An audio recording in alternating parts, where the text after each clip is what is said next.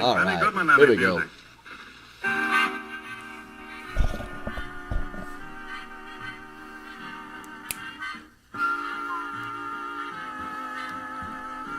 Good evening, everybody. Hey, Chris. Hey, Gene. Good evening, Martin.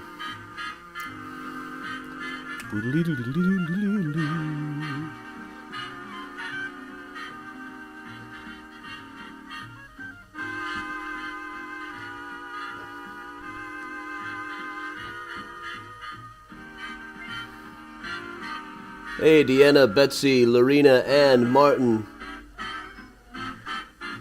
Timothy, Karen, Napur, Heather, Carol, Jean. Hey, Mom. Hey, Dina. Look who is here already.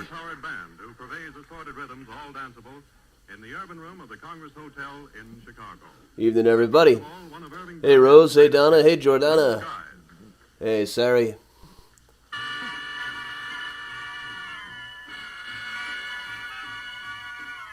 Hey, Tom. Hey, Linda. Hey, Diane. Hey, Andres. Hey, Dina. Yeah, Miles is at it already. Daddy has been working all day on this one. Hey, Vicky. Hey, Eric. In the microfilm room, I got just under 800 pictures of microfilm screens. Hey, Maureen in Alabama. Semper Fi, Gary. Brand new presentation tonight. Haven't done that in a while, really.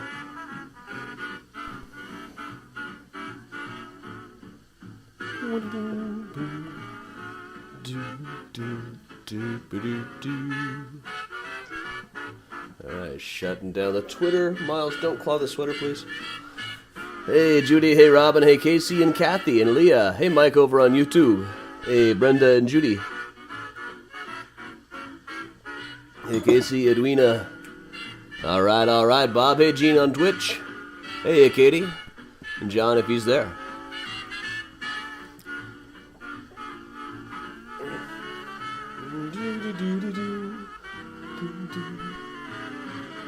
Now, I passed a semester of German by the skin o' my teeth. So, hey, Megan. Was I on Sheridan today? Trying to think.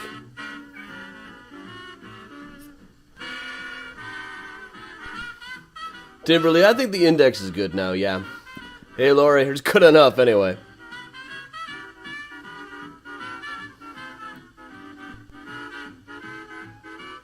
Karen, sorry to hear that, but if she's vaccinated, she ought to be okay.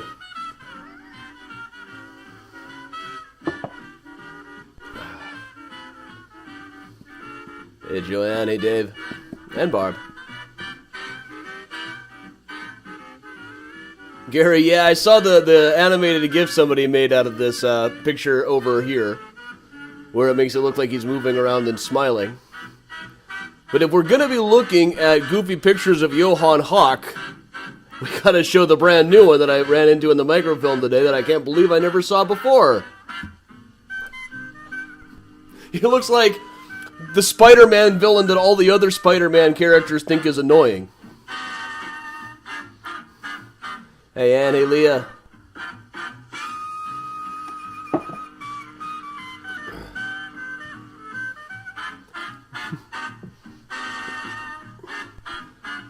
Can you do this pose, Miles? Can you do the same pose that Johann's doing here? As Kristen said, LL Cool J. Ladies love cool Johann.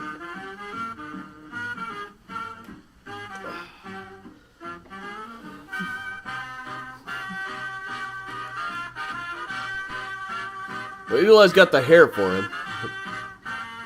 So's my dad, for that matter. And most pictures of him are goofy, but this one kind of takes the cake. And in this one also,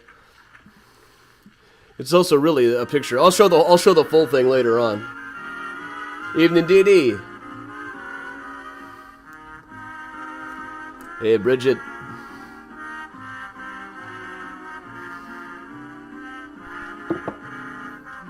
You can't always go downtown. What's up, Joseph? Hey, Lisa.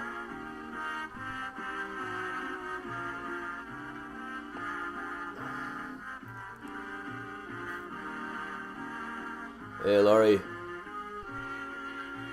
Carol, you should see how excited I get when I find, like, a picture of somebody I hadn't found a picture of before.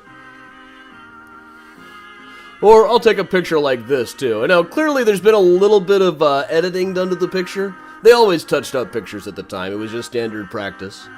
I don't know if people at the time picked up on it as much as we do now.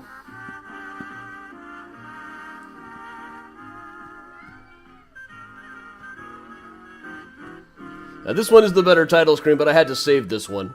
I didn't want to put it out right away. Hey out there on the road. Drive carefully.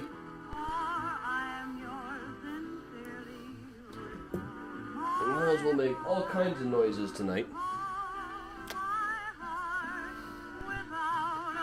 Well, you know, just about every photo was touched up just to be presentable in those days.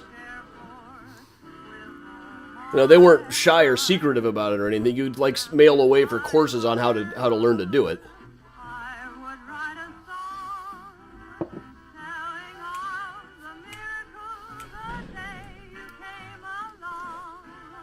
But all of them, they all look very obviously touched up to us nowadays. Back then, I'm not sure if they knew quite as much, if people would notice it as much. Yes, Miles, the toys are over there, but Daddy's working right now.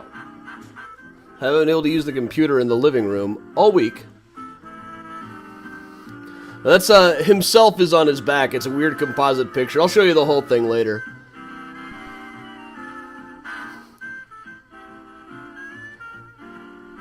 And now is the time when we throw our hands in the air and wave them like we just don't care, yeah?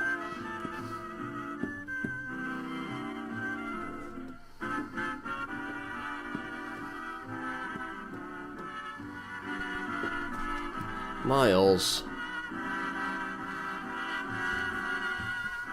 Hey, Paula. Hey, Beth and Debbie. Miles. Am I going to have to safe room you or what? Here, why don't we get in the laundry basket? See if the laundry basket will hold him. No, he's already out.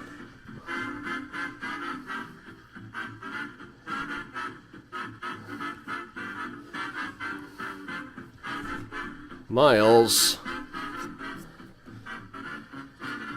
Hey, Susan. Miles, really?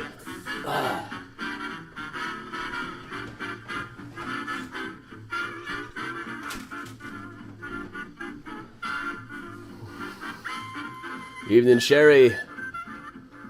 Hey, Sarah.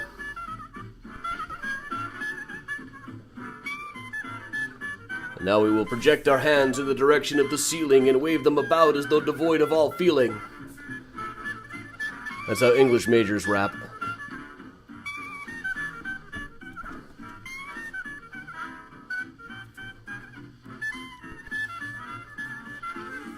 Miles, really, sit down. He does look like Waldorf.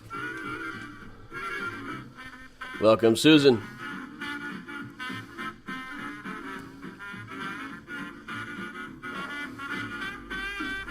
Okay, I'm gonna have to move Miles to the bedroom for a while. Miles, sorry to do this to you, I really am.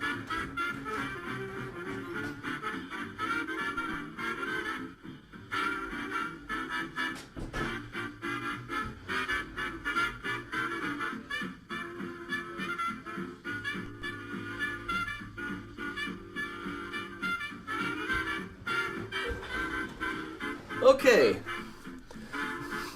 That'll hold him for a bit. I'm sure he'll be back coming the end of the tour.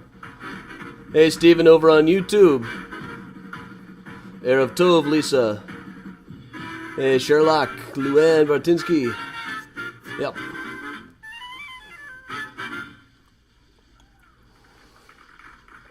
Hey, Mary Rose. Alright, we'll give Benny Goodman one more tune to play through while everybody gets logged on. Hey, Keely.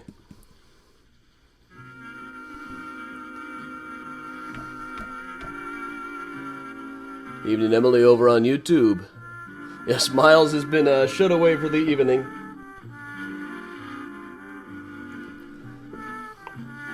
He'll be back out shortly. But I can't get him off to stay off of the keyboard these days. Oh, I see Johann Hoch himself is in the house now.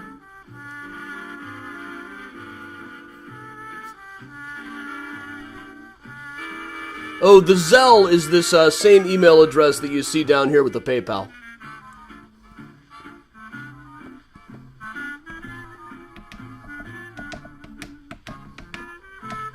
It's going to be a road trip for Find a Grave tomorrow.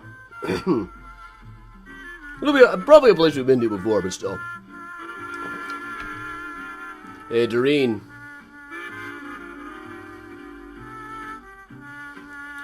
We're gonna let Benny Goodman finish up this song. Then we will start out. Now I see people mentioning there's a Johann in the house, but I don't really see him. Yo, Ellie in Ohio.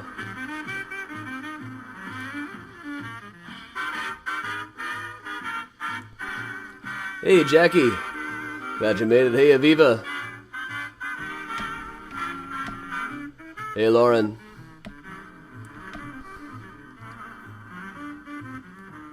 Wa-ba-da-ba-da-ba-ba.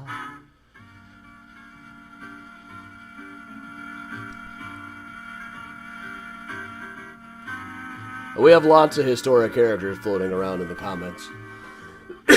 Those of you on YouTube, the most active comments are over on Facebook Live. You can also tune in on Twitch.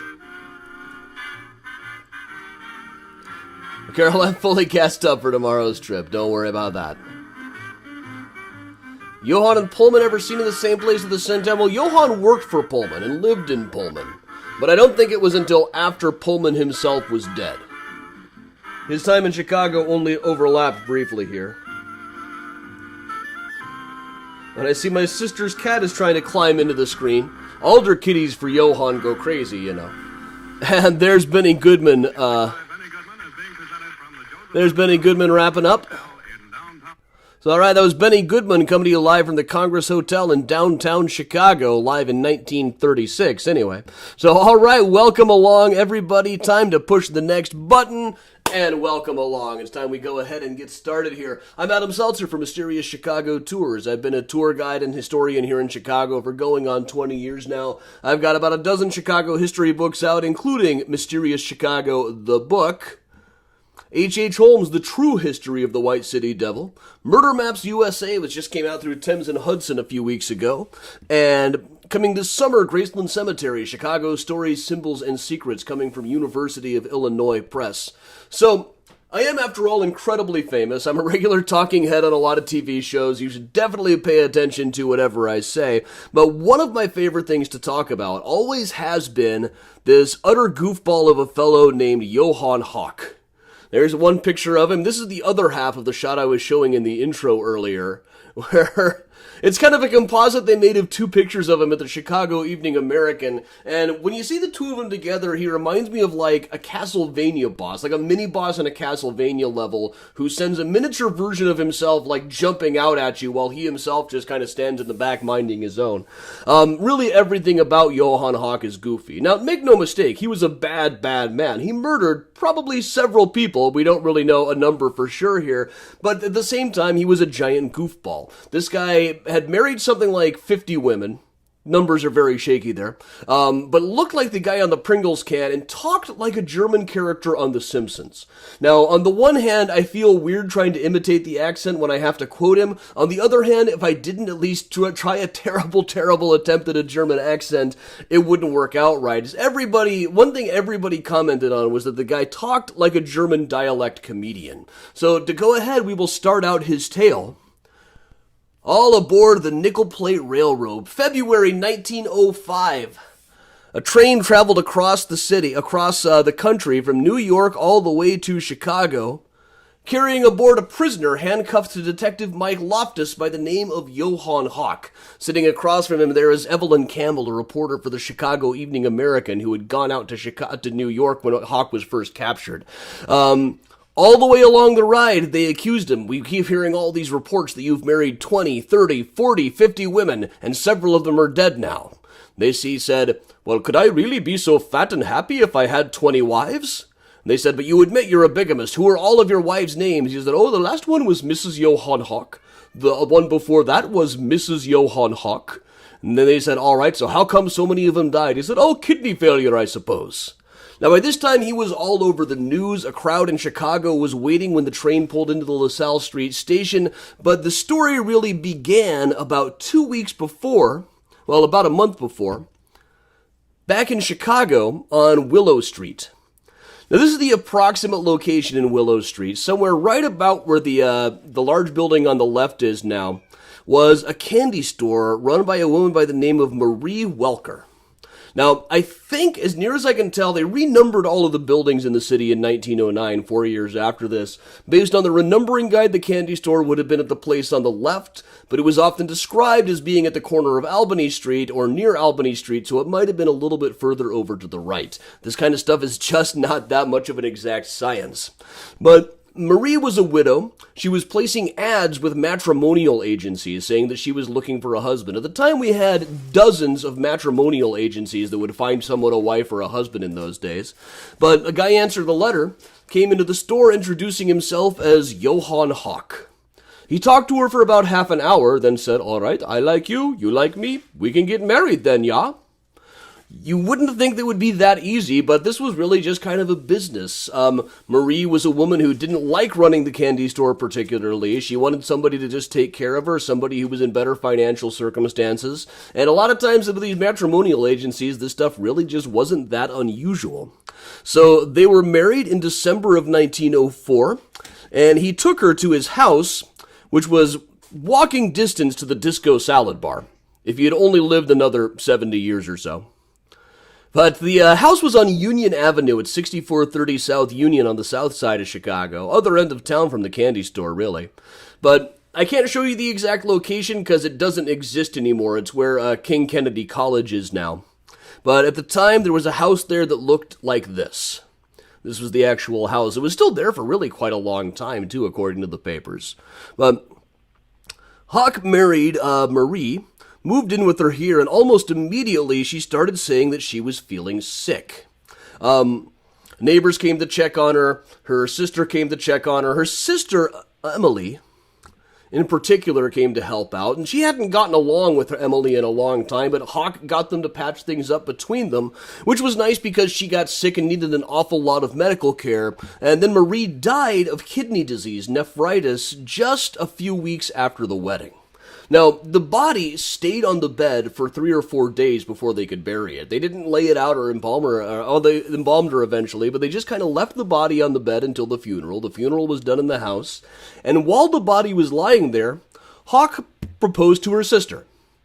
Now, she balked at it a little. She said, you shouldn't talk about such things when the body is right there. And he said, to the dead belong the dead, the living belong to the living. And she agreed to marry him again.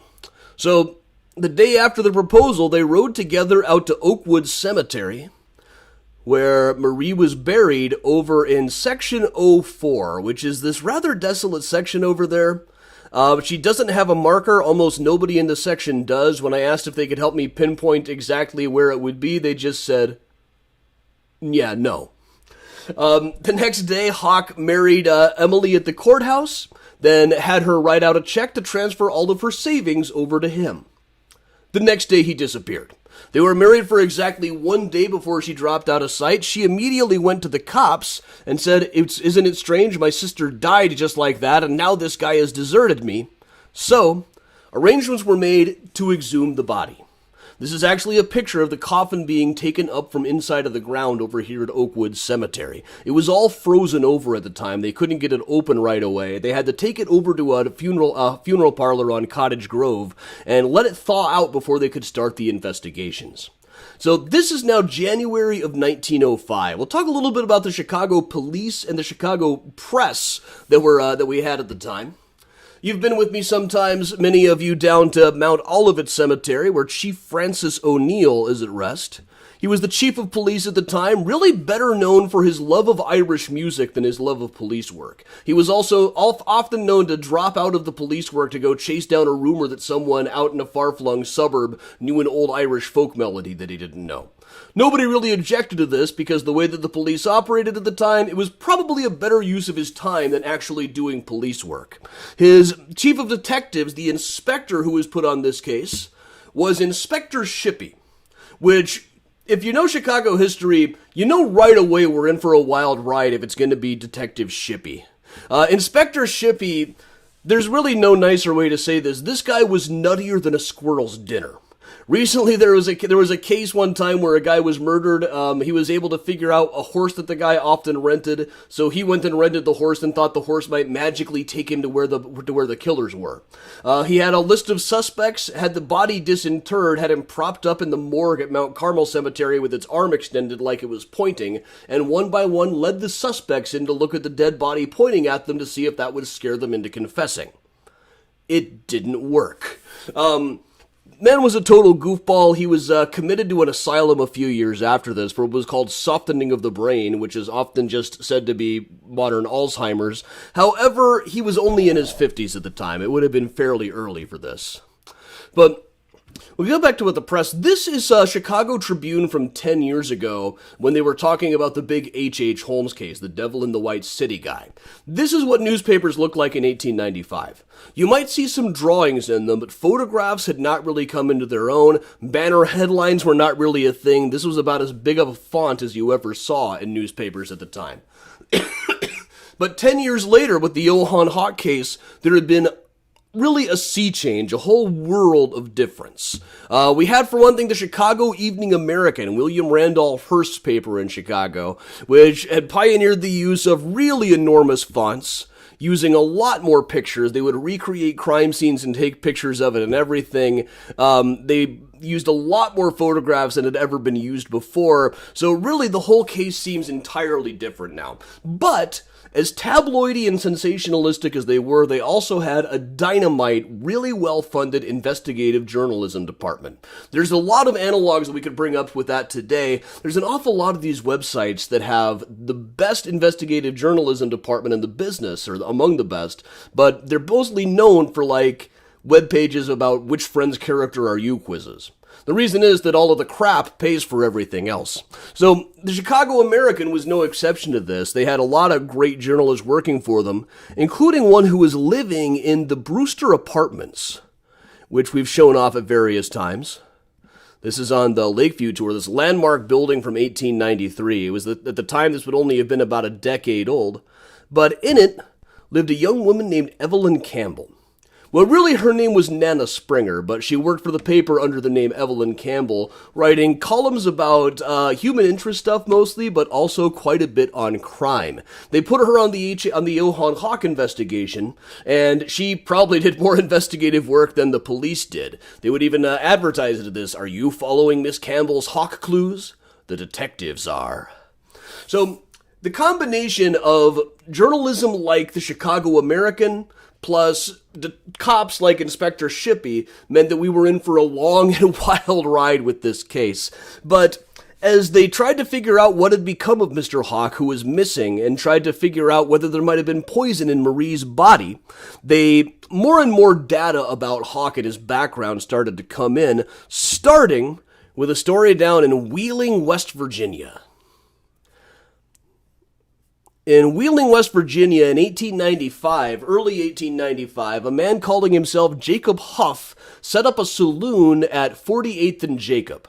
This is that intersection today. For all I can be sure, this might be the original building where the saloon was. But Jacob Huff was operating the saloon here and met a woman by the name of Carolyn Hoch.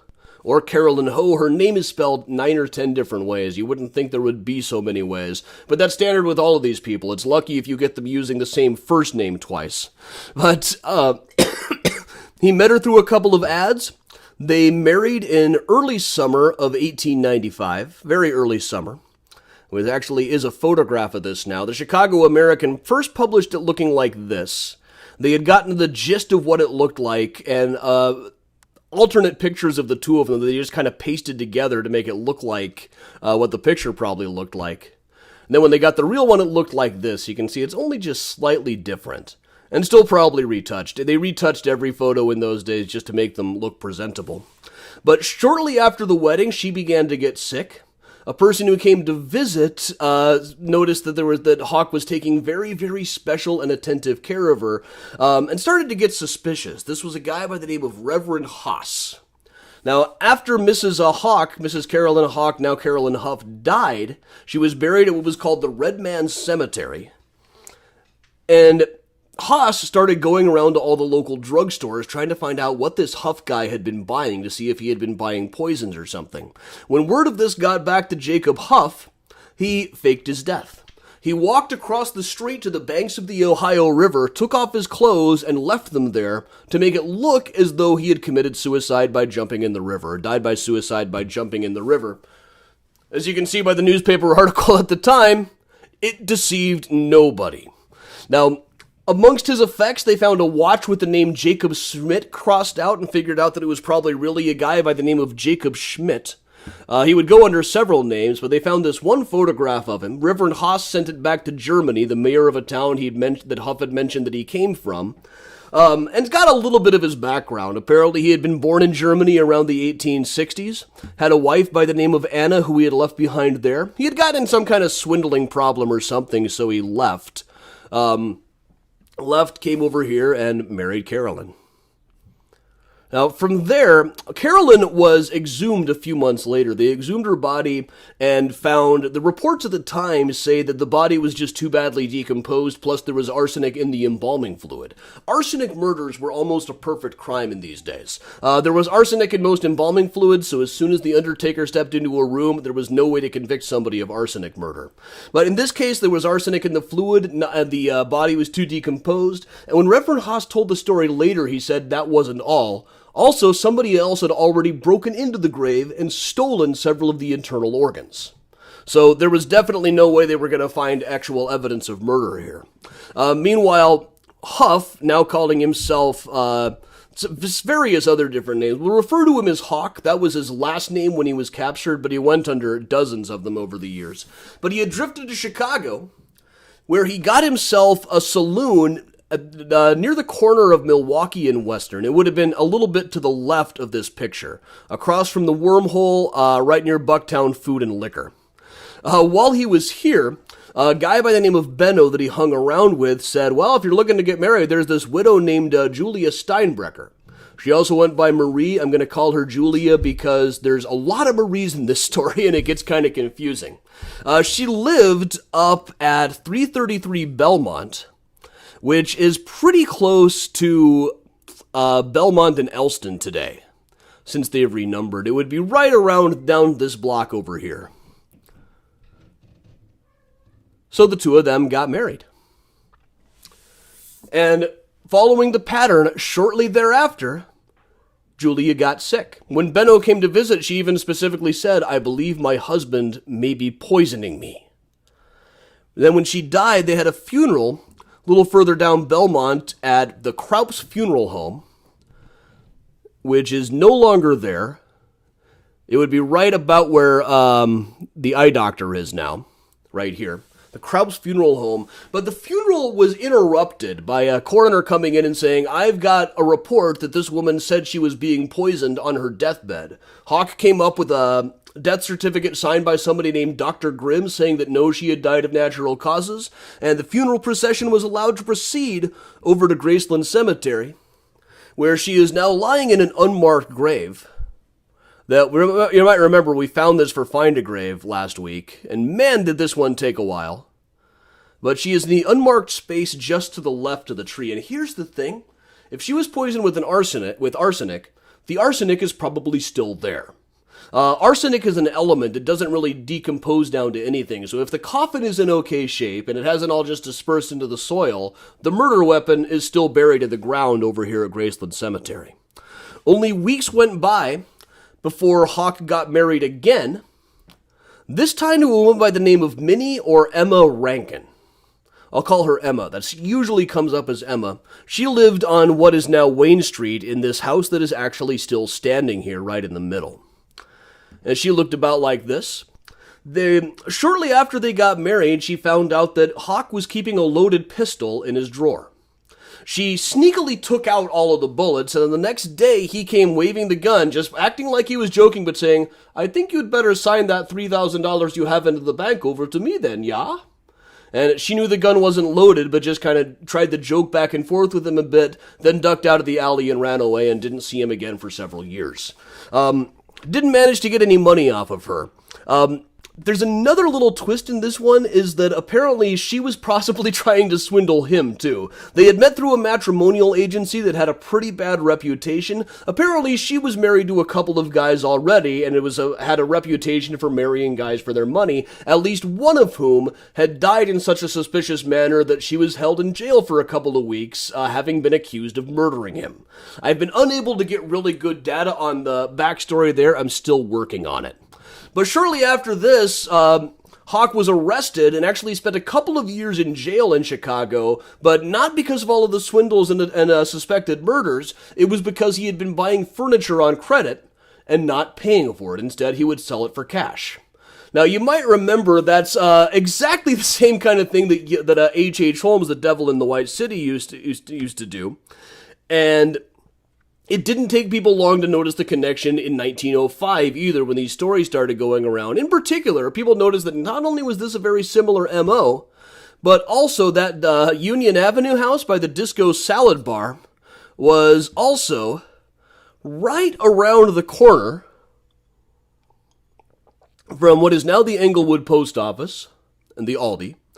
And previously, just over there, would have been the site of the famous H.H. Holmes murder castle. This is how it would have appeared in 1938, closer to than it would have looked in Holmes's day at the time. Holmes was the Devil in the White City guy. According to reputation, he married any number of women for their insurance money. Really, he only killed one person that we know of for insurance money, killed about 9 people total, and probably between 0 and 5 in this building itself. But he's become the great American tall tale, and in 1905 he pretty much already was. People immediately noticed the connection, that they seemed so similar, that he was living right by him. They even brought in a few people such as Myron Chappell, the skeleton articulator, who said, "Yes, I'm sure of it. I saw him all the time at the Castle building. He was Holmes's commercial agent." Other people said, "No, he was Holmes's janitor, but I definitely saw him there." And this, for one thing, gave the Chicago American a chance to tell the H.H. Holmes story, which had been a really big seller back in the day. But it happened before the Chicago American existed. So they were able to dig into the photo morgues of the other papers and rehash whatever they could and try to get all those sales again. There was a suggestion that maybe Hoch was the missing guy by the name of Edward Hatch that Holmes had said was the real killer. This is their attempt to make a composite that would look exactly the same. They had a real thing at the Chicago American. They would print any rumor they could dream up, including a lot of stuff about Hoch having doubles. There was another murderer named Louis Toombs that they said might have been his brother. Well, they both had mustaches. That's about as far as it goes. And all the time they were digging up the H.H. Holmes connection, which was eventually really brushed off. The one guy that they had who was could really be traced to the castle and really was known to have worked there, Dr. Robinson, took one look and said, "Nope, he's not the guy." But one of the people reputedly a Hoch victim that came up at the time was a woman by the name of Justina Leffler. Now, she had lived in Elkhart, Indiana, but came back home from Chicago and said, "I've met a man in Chicago and I'm going to get married," and then was never heard from again. Now, there was never enough data to really connect her with Hoch, but 3 years later came the Belle Gunness case. Now, this was a thing in LaPorte, Indiana, and I seen my video appears to have frozen. I'll fix that in just a second. LaPorte, Indiana, there was a fire at a farm, and when they dug it up, they found lots and lots of dead bodies buried in the place. Apparently, this woman, Belle Gunness, had been placing ads in matrimonial columns trying to lure husbands down to her farm, and then she would kill them. How many times she did this? Seems to have been quite a lot. They found a lot of bodies down on that farm, mostly men, but also a number of women, one of whom was said to look badly decomposed, but might have been Justina Leffler. And this led them a whole new thing to rehash the whole Hoch case. Perhaps Hoch had married her and sent her out to Belgunnis to be killed. Maybe they had been working together the entire time. Now, a cousin came to identify the body, said, no, it doesn't look anything like her, forget about it. There was another case at the time, when Belle was first thought up, and one of the police officers said, wow, what if she and Johann Hoch had answered each other's ads with a matrimonial agency? Can you imagine them going back and forth trying to poison each other? It's tempting to imagine. First thing I thought of when I was reading the story myself, I finally found the newspaper article that showed I wasn't the first to think of that. So, meanwhile, 1901 or so, when Hoch was out of jail, he came back to Chicago, met a woman by the name of Mary Gerke, who lived on Eugenie Street in this where this little yellow house is now.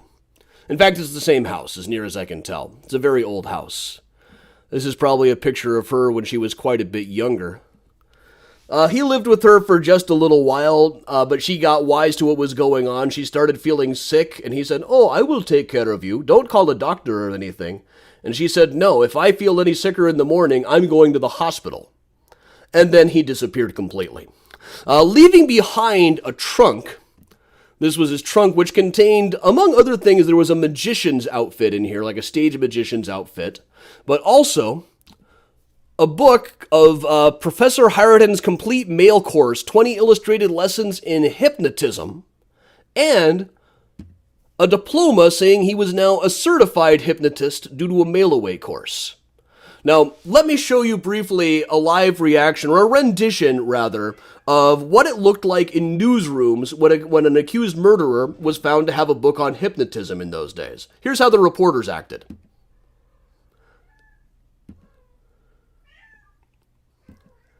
It is impossible to overstate how excited they would get about stuff like this. Not to mention, there had already been reports that Hoch had wooed women with his zither playing skills, which at the time, for years, you would hear things like, if you went into a Chinese restaurant, you could be hypnotized by the zither music that plays there. So this led to article after article. Women swear that Hoch was a mesmerist. Hoch a hypnotist, 26 wives now. And Hoch won widows and their money by hypnotism. Now, Mary Gerke apparently was really into that kind of thing. Hoch's own explanation when asked about it was, oh, Mary was very into that sort of thing. She insisted that I take those courses. Yes, I have the diploma, but they send it to you for $5, whether you actually do the course or not. That's probably a fair explanation of the thing. But quite a number of people did say he must have hypnotized me. You got to put ourselves in their shoes. These were women who realized, I just married a guy that I just met, very narrowly avoided being killed, but he got away with all of my money. He must have hypnotized me. It's probably an easier way to rationalize it. Shortly thereafter, in 1903, Holmes moved to Pullman. Now, you all know, if you're a regular here, you know that Pullman is kind of a running joke. Every time I go to this neighborhood, I lose something, or my car breaks down, or I run out of gas. We've been blaming the ghost of George Pullman all this time, but right here my car is parked at what turned out to be Johann Hoch's house when he lived in Pullman. And this isn't new footage. This is from over almost 2 years ago that I went out and filmed this bit. But Hoch lived on what was then Watt Street. He was a sheet metal worker by trade, working in the Pullman shops off and on. Here's a terrific picture that Kristen got of this the other night. But while he was living down here, he met a woman by the name of Anna Hendrickson and wooed her by saying, you know what someone should do? What I will do when I marry you is I will buy a magnificent gravestone for your former husband who died. It's a pity that he's lying there in an unmarked grave. So they got married in Hammond, Indiana, and moved back over here to Pullman to live, but only lived together for a few days before he said, well, it's happened. I've got the message. My father has died, then I have to go to Germany to claim the inheritance. I'm going to be a very wealthy man. I just need some money for the trip to Germany. So she got him $500 out of the bank. He sang her the song Goodbye, Dolly Gray, and took his leave. And she never heard from him again. Now, Meanwhile, other stories came around at the same time. There was a woman named Martha Hertzfeld from April of 1896, right after Minnie Rankin. She lived right where the Portillo's is now in River North. There's a woman named Mary Becker who died shortly after marrying Hoch in St. Louis. A woman named Sophia Fank who was had all kinds of stories about being hypnotized by the guy. How many of these stories are true? It's difficult to know, but they got up into the dozens. Some of them were probably mistaken identity, but there's also probably plenty of cases that just never came to light. He did this so quickly and so often back to back. Eventually, police estimated that he may have murdered as many as 16 women. I don't know if it was quite that number, but there's just so many blank spaces in the guy's record that it's kind of impossible to put a reasonable number on this. But while they were putting all of these things together, we'll move back over to New York City. And in New York, we'll go through Manhattan to West 47th Street, right about where the parking garage on the left is now. I wish I could say it was one of these cool old buildings, but it was probably, if I move this over, there's this completely nondescript parking garage here in Hell's Kitchen. But right about there was a boarding house run by a woman by the name of Catherine Kimmerell. Catherine Kimmerell was a widow. A guy calling himself Henry Bartles checked into the place, offered $10 a week for room and board.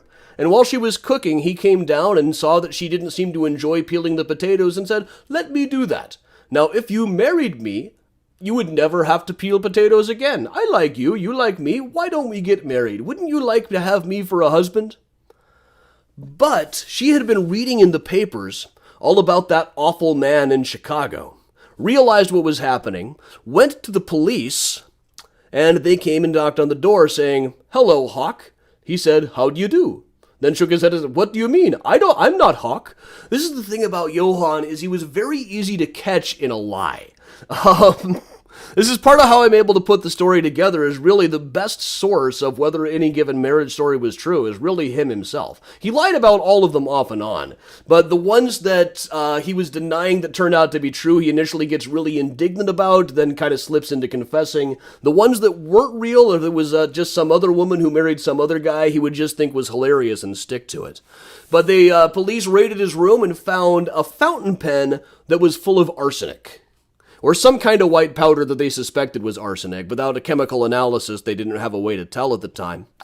Meanwhile, back in Chicago, there was an inquest where they gathered together 3 of the wives. That's Emily Fisher. The last one is over on the right.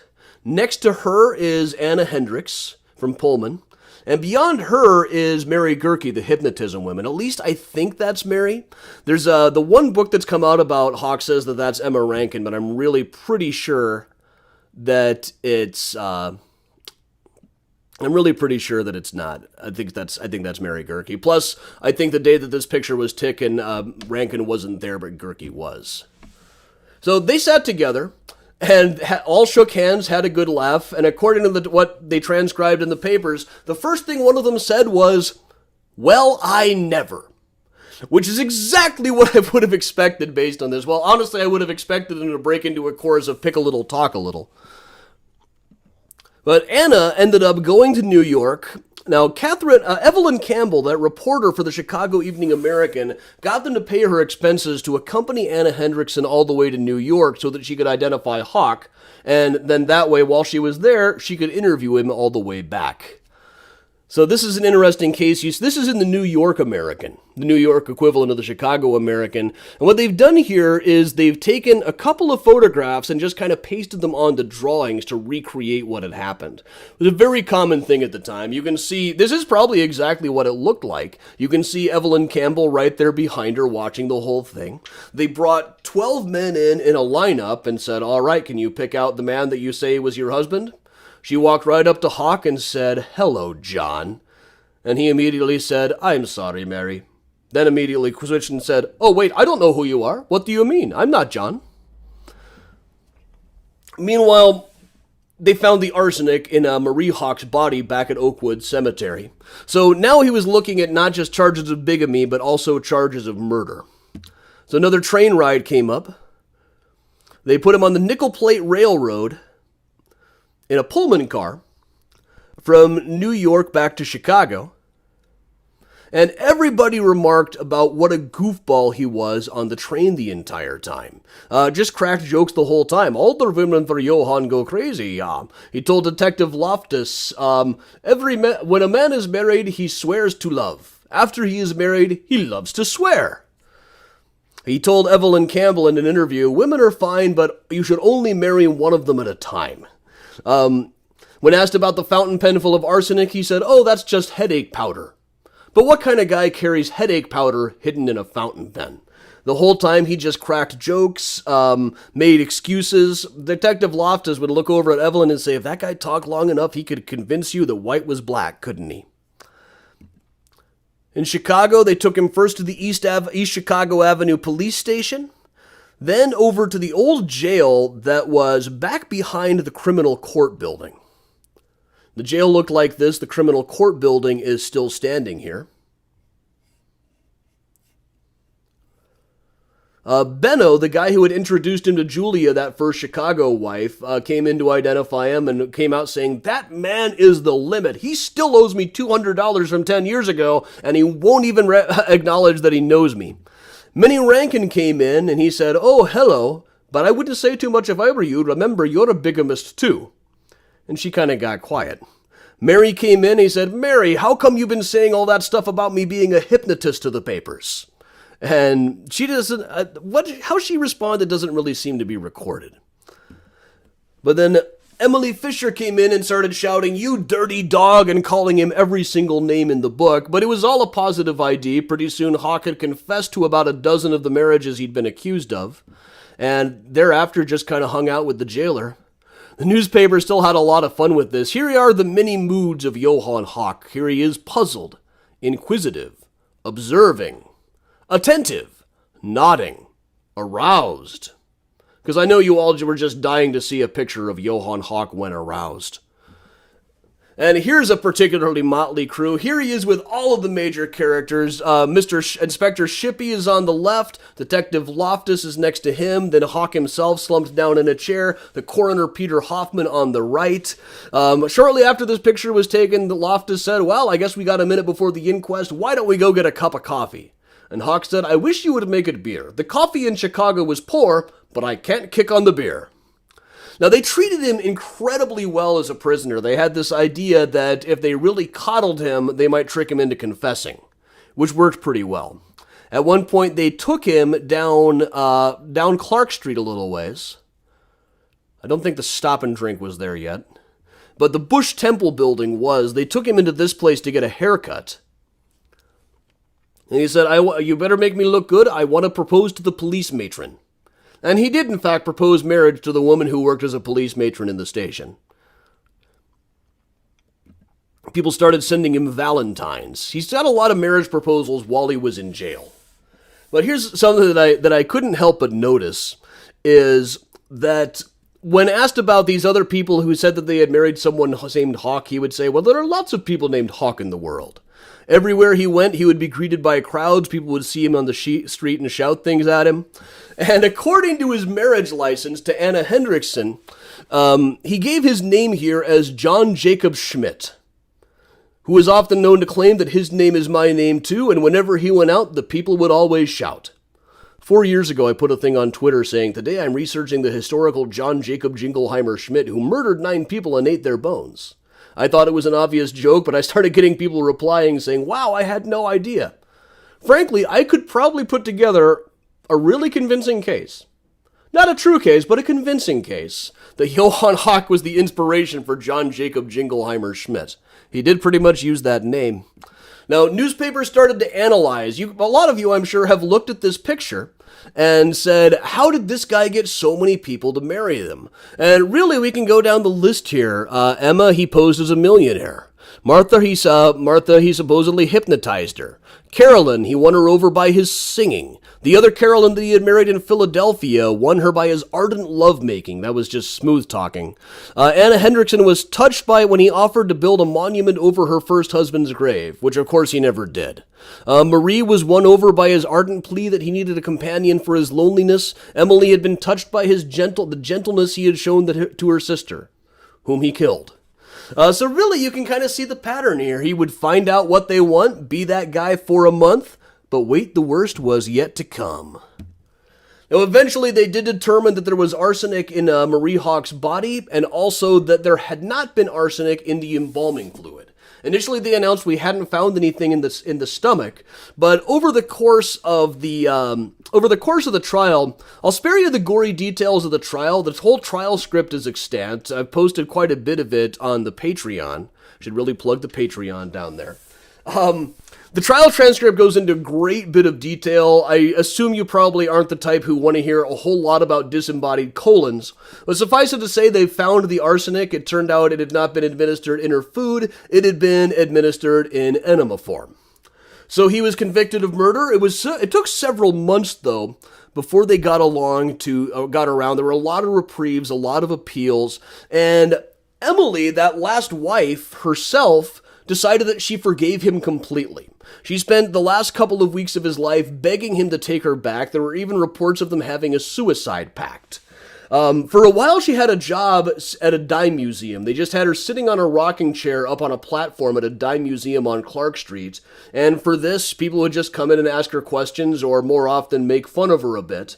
And for this, she was paid $250 a week, but she told Evelyn Campbell she would rather be scrubbing. I'm sure she was back to scrubbing after a while. The novelty wore off pretty quick. And really, there's not a whole lot of instances where I can tell you whatever became of people in this case. Just a few examples that we can. I know that Mary Gerke died about 10 years later. I know a bit about what happened with Inspector Shippey. In fact, I got his... Inspector Shippey's house is still standing. So this one right over here at 2131 North Hudson. And about 3 years after the events, he became chief of police. But then one day, a guy named Lazarus Averbuck knocked on the door at night. He might have been wanting to assassinate the mayor. We really don't know what the guy was wanting. We'll never find out because the Shippey just saw him, thought that he looked Jewish, and therefore like an anarchist, and shot him to death. Today at the house, there is actually a plaque about Lazarus Averbuck. Nothing about George Shippey having lived there. He never served, he didn't get in trouble for it, but he also never served in uniform another day. He was carted off to an asylum. Hoch, for his part, was stayed in the prison over there in River North and posed for pictures like this. I can't get enough of this shot. This is a find today in the microfilm room.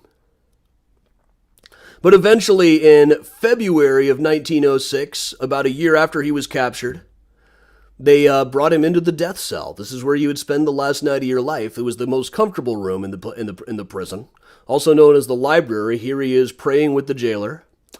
And they were even able to get a composite of how he was marched to the gallows. And this is another example of they always touched up photos at the time. You can see the contrast on the bodies. It's all totally different. This was probably several different pictures taken. In fact, they've got him making it look like his hands are cuffed behind his back.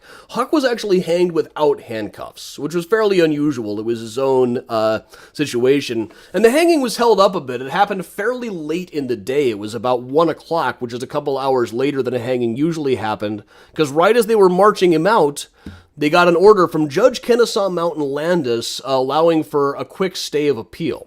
He let them make their case that maybe he shouldn't have been brought back for a murder charge when he was only arrested for bigamy. Went back and forth for about an hour, delaying things a bit and making life miserable for the poor people over at the Chicago Evening American office. They knew that Hoch's hanging was going to break all the records for their sales. They had already pre-written most of it because they had the country edition to think about. They weren't like just an evening paper. They had morning editions, afternoon editions, 5 o'clock editions for people taking the train home, late night editions. There was the country edition that had to be written a bit more in advance. So they were putting out different things hours in every hour. They had Hoch dressed for the gallows. "I'll not hang," says Johann Hoch. Hoch prays as the jailers test the gallows. Ask U.S. court to stop hanging, but they've already pre-written the article on the rest of it. Hoch's last words, "I am innocent." And if you really read between the lines, it's not his very last words, it was the last words that he wrote to Emily. But then finally, the word came in, and they used, I think, possibly the largest font I have ever seen them using. Now, word came in from Philadelphia the next day. The last woman he had married there, in October of 1904, about a month before he met Marie, there's a woman named Caroline Stryker who waltzed around the room after she found out. She said about 1 o'clock, her eyes suddenly went all blurry, and she knew that it was a sign that Hoch was dead. So she and her daughter just danced around the room. Now, Hoch was initially taken to the Dunning Cemetery, which is up over here. That's where I thought he was for the longest time. But then some more newspapers got digitized, and ones from about a week after this said that he had been moved. They finally found a cemetery that would take him. They had a lot of trouble with this. They asked a lot of cemeteries, but most of them didn't want a murderer there. The religious ones didn't believe that he had found religion while he was in prison. But they managed to convince Elmwood Cemetery out in River Grove to take him. And he's buried somewhere approximately in here. This is another one where they couldn't really figure out a way to find where the exact burial was. But it's over in this section someplace. There's another angle of it. It's probably in the unmarked space around here. So most of it is either soldiers' graves or Russian graves from the 1920s. So apparently he had a little space, then a very remote part of the cemetery, all to himself, for about 15 years before the Russian community bought up a bunch of plots around him. If he's marked, I didn't find a marker. I'd be absolutely stunned if he actually has one. But so somewhere right around here is the final resting place of Johann Hoch. Now, I'm still working on putting all of this story together. There's still just so much data to sift through. Newspapers were getting so much in at once that it's not ununderstandable that they got confused. They didn't seem to know, say, which wife was which date was which one to go with. Sometimes the pictures get mixed up. It's trying to put together a timeline of what really happened and what really didn't happen. It's very, very difficult to do, but I'm working on it. I've been gathering data on this guy for years and years. I keep saying, I wish that somebody would write a wildly popular but horribly inaccurate book about him so that there'd be more of a market for me to do a factual one. Okay, quick plug for the upcoming events. Sunday morning, we'll tie in some more of this stuff with true crime tales in Chicago cemeteries. That is one that I could never do as a realistic in-person tour because it covers cemeteries all over the Chicagoland area. It would take us all day, but hey, we'll do it in about 40 minutes. Next Thursday, I am giving a speech about H.H. Holmes at the Union League Club. They said that I could continue using their library, which is a really cool library, to broadcast my usual 8 p.m. tour. That building appears on the Architecture of Mysterious Chicago tour, which is a combination architecture and true crime tour. So we will do that virtually from the Union League building a week from tonight, same bat time, same bat channel. Also, we do morning mini tours on the Mysterious Chicago Facebook every day at 10 o'clock. Tomorrow is called Find a Grave Friday. That's where I go to a cemetery where I know somebody is buried, but I don't know exactly where or what it looks like. We figure it out in the comments and play hot and cold until I find it. Then on Fridays at 6:30 on the Patty Vasquez Show Facebook page, there's a show called Whiskey and a Cookie, in which Patty and friends, including myself, drink whiskey, eat cookies, and discuss the events of the week. Should you need a Mysterious Chicago sweatshirt, hoodie, coffee mug, t-shirt, I'm working on a good Johann Hoch design. I've had a lot of requests, and really now that I got that picture, there's just no excuse not to do it. cafepress.com/Mysterious Chicago has got everything that you need. And with that, everybody, I will put the Benny Goodman back on, and we will just hang out. Thanks to everybody who has been helping to keep the lights on and help me with the tote when I got towed earlier this week. Venmo is Adam Chicago. PayPal, Adam at MysteriousChicago.com. That also works for Zelle. But your best bang for buck is the Patreon, which just today has that new Hawk picture where he looks like a Spider-Man villain. There's all kinds of new stuff there every week, 3 or 4 posts a week depending on what tier you're on. Tomorrow there will be a bit of a discussion about whether Hoch had any connection with H.H. Holmes, as was alleged at the time. But thanks for everything, everybody. Here is Benny Goodman once again, and now we will just hang out like we always do.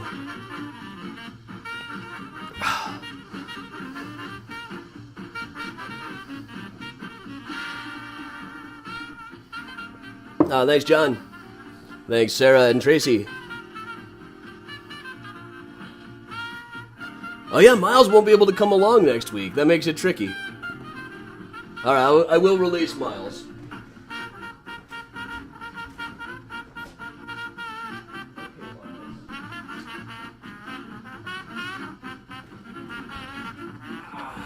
Coming out of my cage and I've been doing just fine. Gotta. Lori, charismatic, yes, but really it was just a matter he found out what they want. Be that guy for a month. Thanks, Gene. Thanks, Mike and Diane. This was a fun one to put together. I've had most of this data on Hoch I've had for years, but I've never really gone through the process of trying to sort it out and analyze it all. Today at the microfilm room at the History Museum, I got about 800 more pictures of microfilm screen. Thanks, Pat.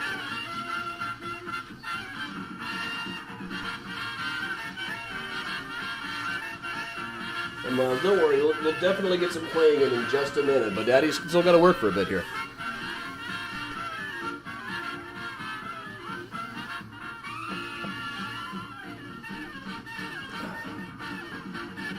Thanks, Trish.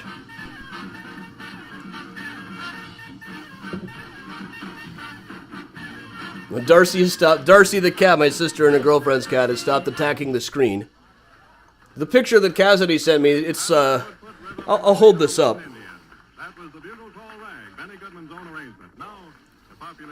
Yeah, well, you can see this. Darcy the cat.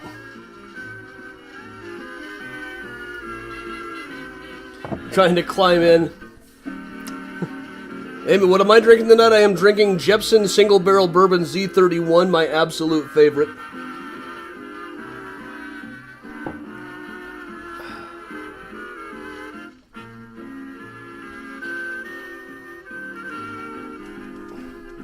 Yes, Miles.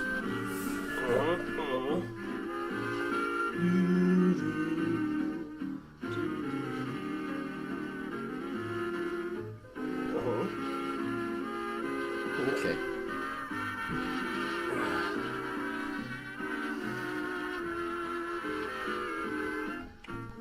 I have to check out the Dick Brothers Brewery. References to the song John Jacob Jingleheimer Schmidt start appearing in print in the 1920s, mostly in Pennsylvania newspapers. But at the time, they always refer to it as an old classic. So it had been around for a while by then, apparently.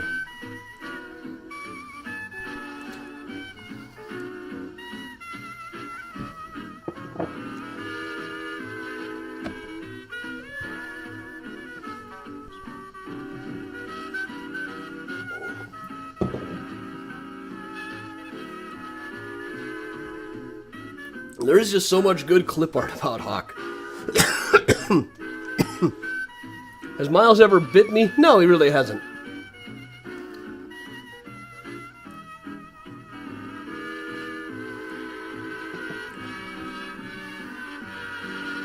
Why was he known as Bluebeard? Bluebeard was a fairy tale character who killed several wives and hung them up in his closet. Like, the show that was going on at the Iroquois Theater the night of the Iroquois fire was called Mr. Bluebeard. It was all about the guy who kills his wives and hangs them up on meat hooks in his closet. At one point, Inspector Shippey decided that one of the unidentified victims of the Iroquois fire might have been a Johann Hoch wife. Just the kind of thing Inspector Shippey would think up.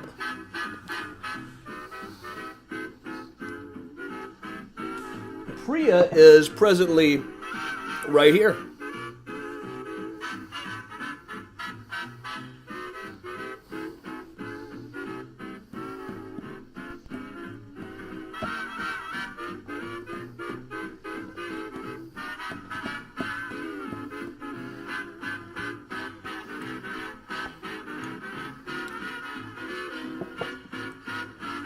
There's a million variations on the Johann, the Bluebeard story.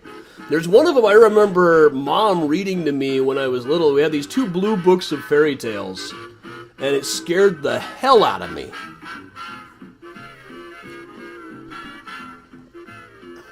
Don, the best is usually the Venmo. I'm not picky, but Venmo's the best.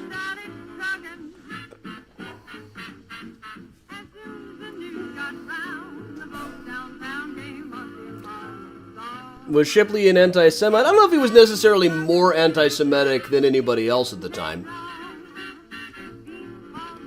But at the time, people generally were much more apt to associate Eastern European Jews especially with radicalism, anarchists, communists. And he might have been, Clarence Darrow insisted that, yes, he was probably there to assassinate the guy. But we'll never know. It didn't really, Shippey didn't give him a chance to explain himself.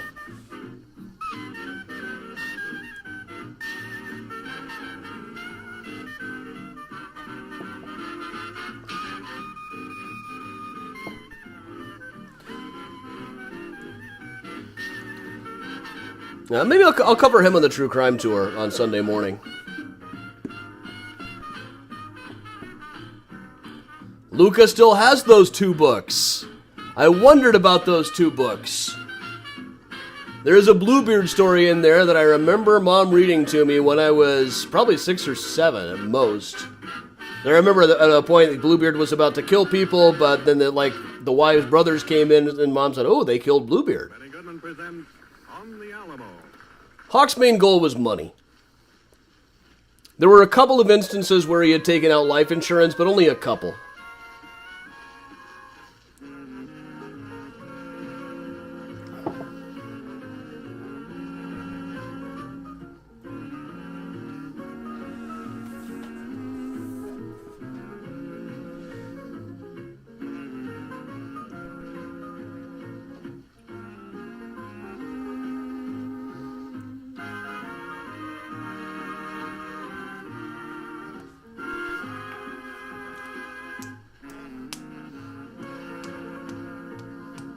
Oh, Katie, it wasn't a Bluebeard book. It was just a general fairy tales book. And not generally, I would imagine, the really gory versions. Yeah, there's Miles. He's hanging out.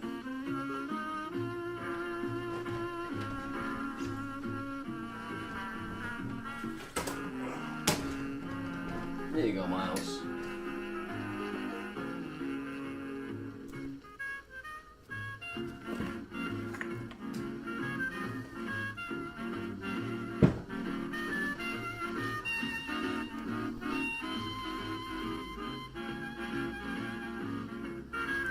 Yeah, there were plenty of more nefarious anti-Semites than Henry Ford. Henry Ford was just the most influential.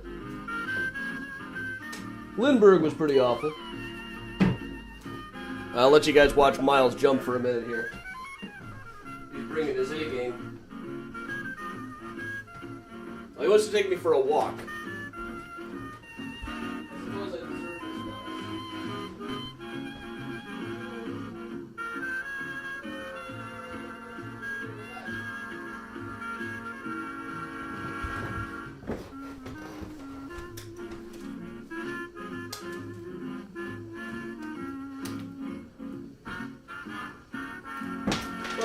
That's right out of me.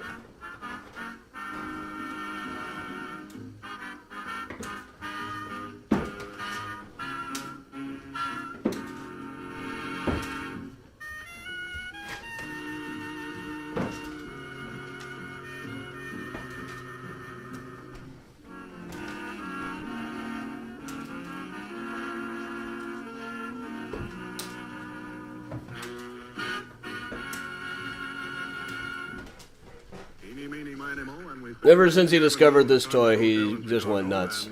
And some more to Benny Goodman and his orchestra, and hear Helen Ward sing "Eeny, Meeny, Miny, Mo." Now, most Mother Goose books you get in the 20th century would be relatively tame. The early ones had rhymes like piss a bed, barley butt, your butt is so heavy your bed is so heavy you can't get up. Or little Robin Redbreast sat upon the pole, niddle noddle went his head and poop went his hole.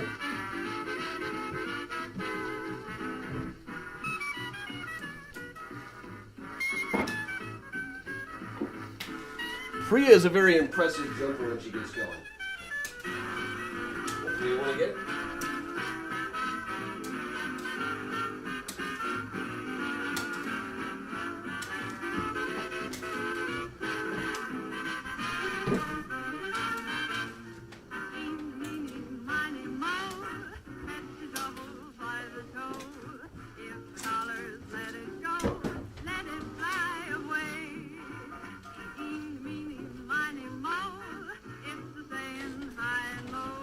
They're so obsessed with this toy. Miles is very good at catching it. He's got it in his mouth right now.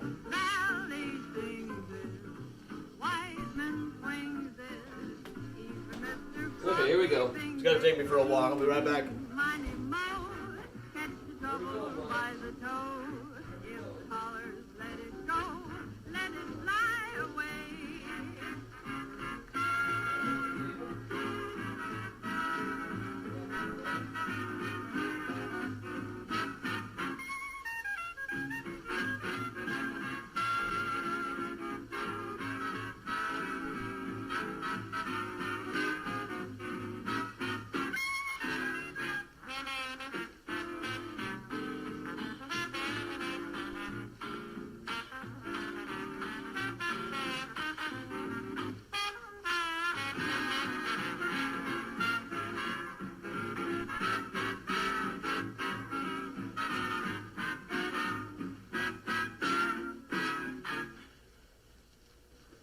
And we'll let the title speak for itself. Benny Goodman presenting Madhouse.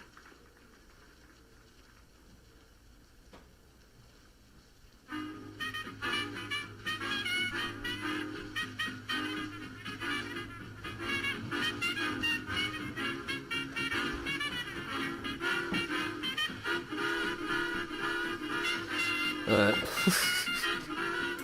Sorry, I had to rush back. He knocked over some stuff in Ronnie's office. He walked me clear to the other side of the apartment. Then walked in and knocked a few things over.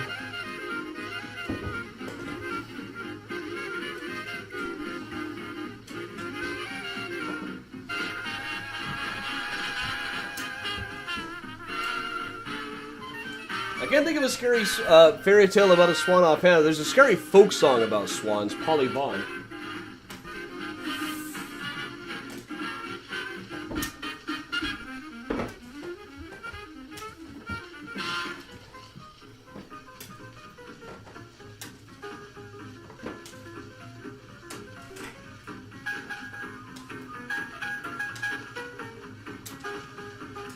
As soon as I get the camera on her, she stops doing the really big jump.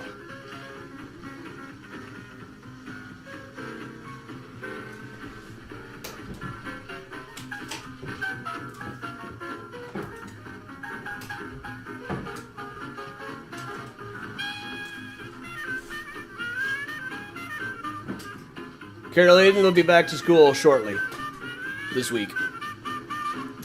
Is a walking tour about a Hoch possible? Maybe.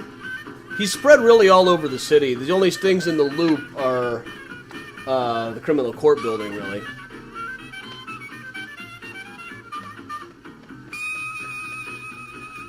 Kathy, that's also very similar to the folk song. Well, really, I think the thing about a walking tour about Hoch is I just don't think there's enough of a market for it.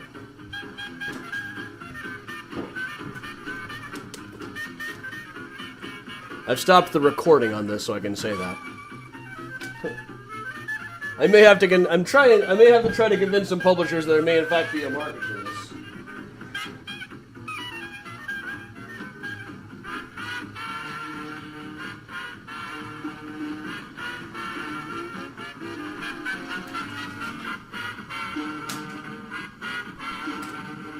Hoch is the reason why you stopped it. Well, stay away from matrimonial agencies. There were a lot of them in Chicago. According to the detective, Clifton Woolridge said that they raided about 125 of them over the course of his career. Of course, that's coming from Clifton Woolridge, so you probably assume he's exaggerating tremendously. But still, they were such easy prey for swindlers. And probably traffickers, too. That's why it's very hard to tell if any given report that Hoch had married somebody in Cincinnati or something was really him. Because there were other people working the same dodge and others who, in fact, even looked like him. Most books that have been written that have a thing on Hoch to this day talk about him killing a woman in St. Louis named Mary Schultz. But even in his time, that was determined it was somebody else.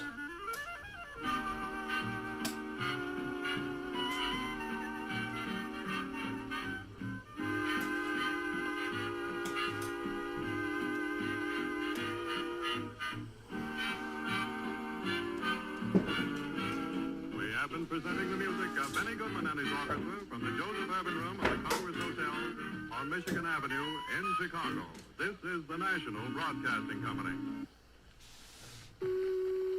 Thanks, Audrey. This might answer your question. According to Wikipedia, Hurricane Audrey was one of the deadliest tropical cyclones. Hurricane Audrey was one of the deadliest tropical cyclones, according to Alexa. Its devastation of the southwestern Louisiana coast in 1957. Along with Hurricane Alex in 20... Okay, Alexa, stop. I gotta rewind to Benny Goodman a bit.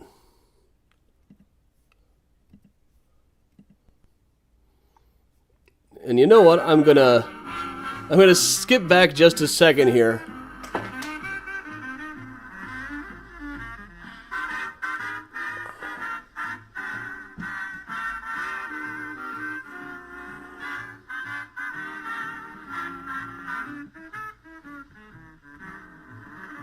Where'd that picture go?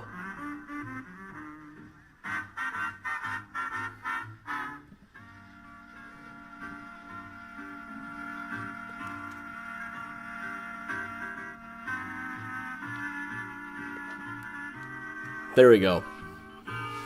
I just can't get enough of this shot. When you zoom in fact, you can see that he's grinning in it.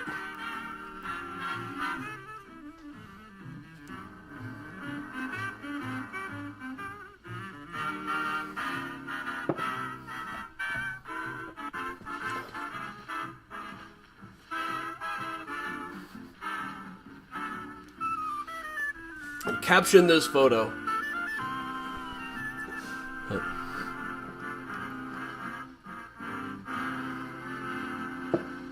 That is kind of a Gomez Adams vibe. Being presented from the Joseph Urban Room of the Congress Hotel in downtown Chicago. And now Benny Goodman. Several people have suggested this for a shirt. I think it should be easy enough.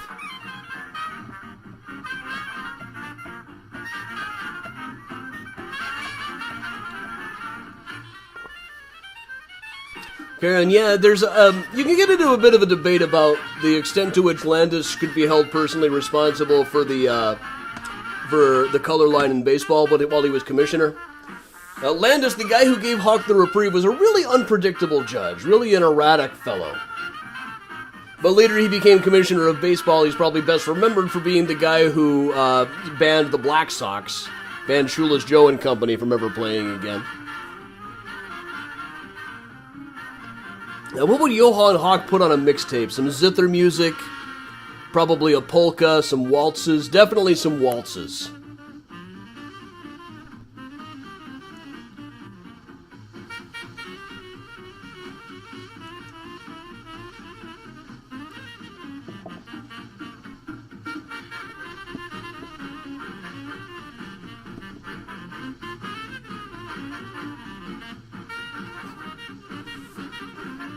And this is how you pop in the squatting.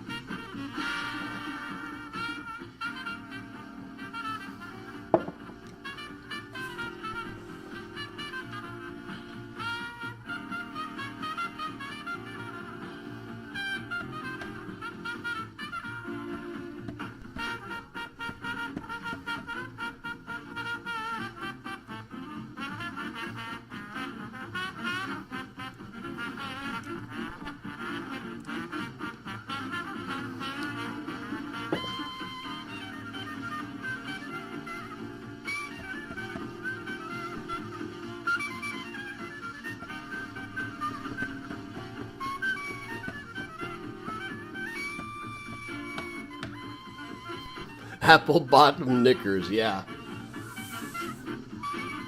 Mit der Fur.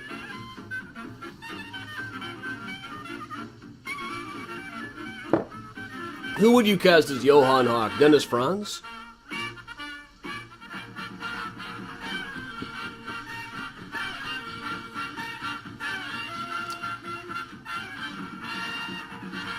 Jonah Goldberg?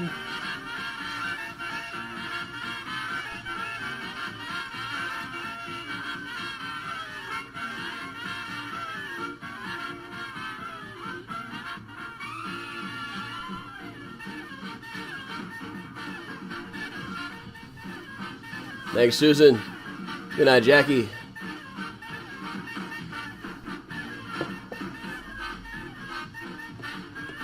Paul Giamatti, that's a good pick. And that was Am I still going to Los Angeles? Apparently not. the bugle call rang. Benny Goodman's own arrangement. Now, the It would have been in like the next 2 days, and a couple of Fridays ago, I said, okay, we'll circle back on Monday, maybe. And then they never called me again. So I guess I'm not going to L.A.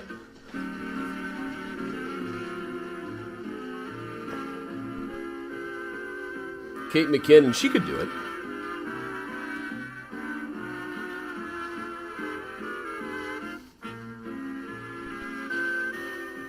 Now this summer, Hulk Hogan is the Chicago Bluebeard.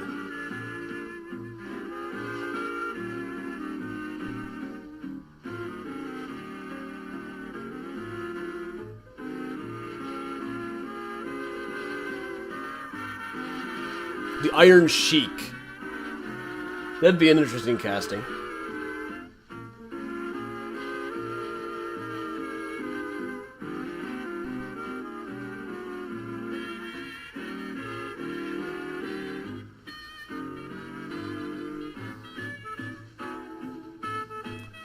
Good night, Dad.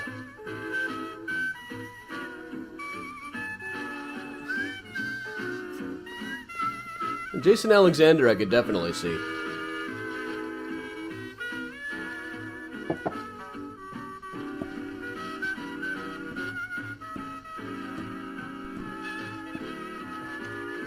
It's such an interesting contrast with him and Holmes. I mean, we got so many pictures of Hoch.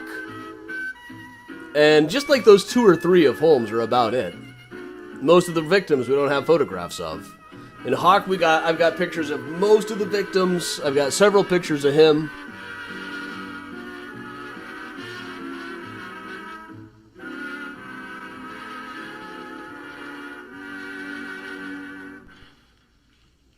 down Harlem Way, they're all trucks. Has the production of his Holmes thing started? I don't know. I don't think so.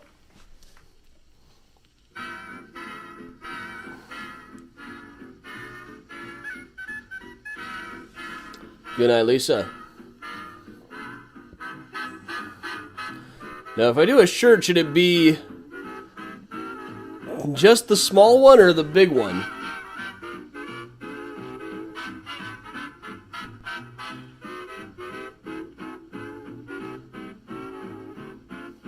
Yeah, I've thought myself about doing like an arsenic and old lace type thing. It's got to be in black and white, where with Hoch and Gunnis battling each other out.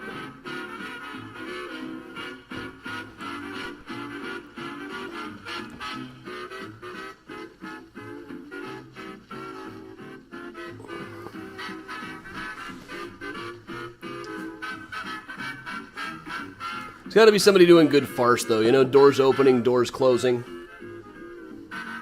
We had to have someone new, a dancer duo here in Harlem. So someone started trucking.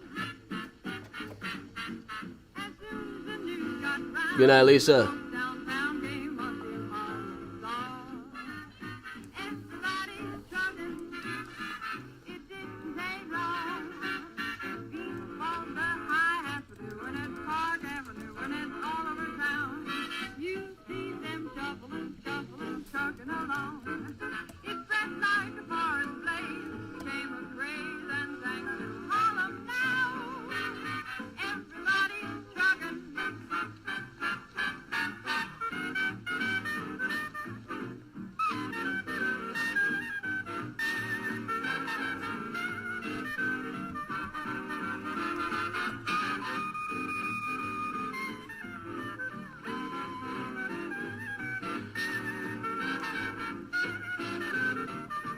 I'm trying to remember what show I watched recently that was a great farce. That's gonna bug me now.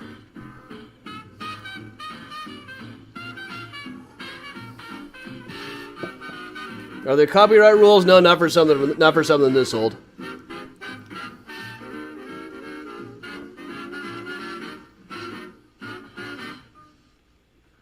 Benny Goodman presents On the Alamo.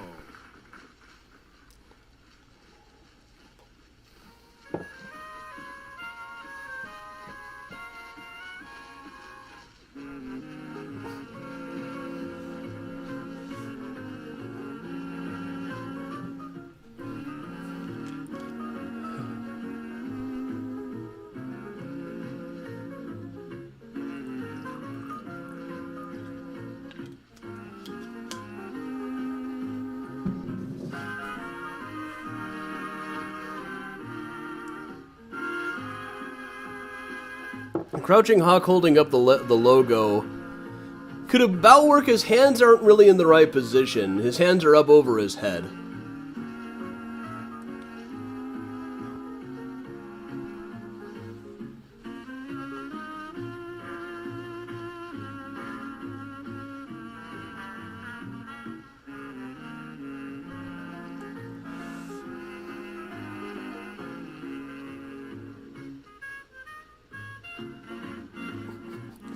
So, the more you know, the more you are knowing.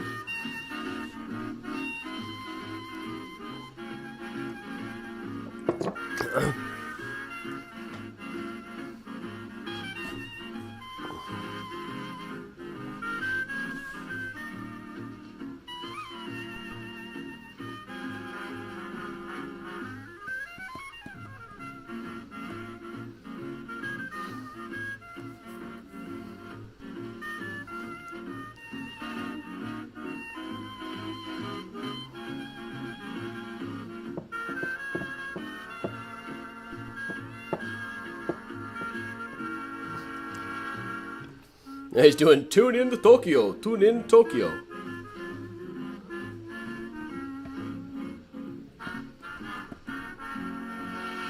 Oh yeah, that 16 Graves pick. Did I not have that in here?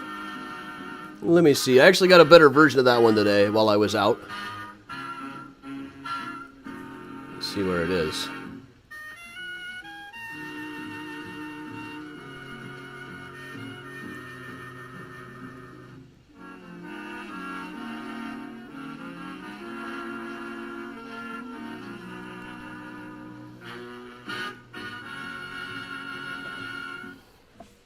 Hang on. And we stay right in the urban room of the Congress Hotel in Chicago and dance some more to Benny Goodman and his orchestra and hear Helen Ward sing Eeny, Meeny, Miny, Mo. So we're among the... I just got to scroll through the 700, 800 pictures I got today. Not all of Hoch. There's also, you're always going to find like random things off to the side. There's an article about Margaret Potter. Some people about some really interesting stuff about the Medill Pattersons turning socialist. I definitely want to read that in more depth. A girl who was hauled into court by her aunt because she was too into hanging out in Chinese restaurants.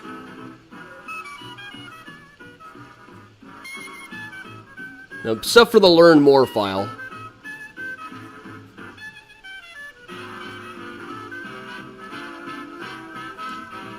Where is that 16 Graves one? 16 Graves, what do you get?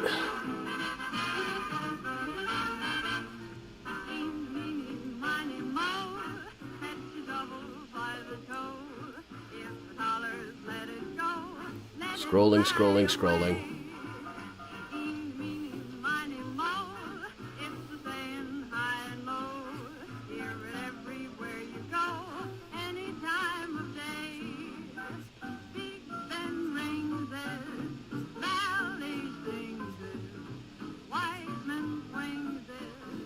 Even Mr. Crosby sings it. There was a picture of Fernando Jones who comes up on tours now and then that I hadn't seen before. Here we go, here we go.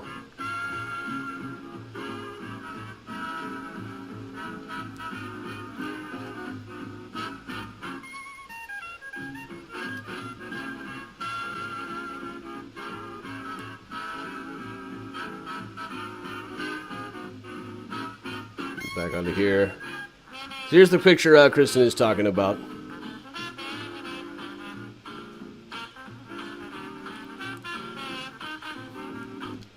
They had just done like a composite of what Hoch might look like with a goatee or with an Ambrose Burnside cut. So they repurposed the goatee one for this shot with him in his magician's outfit that he had in the trunk. Benny Goodman presenting Madhouse.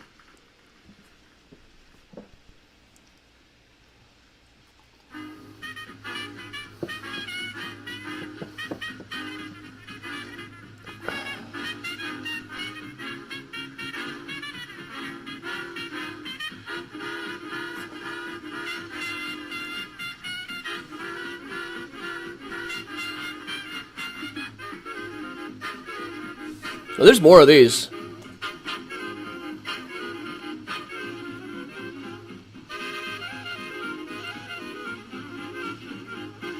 I can go through my files here a bit.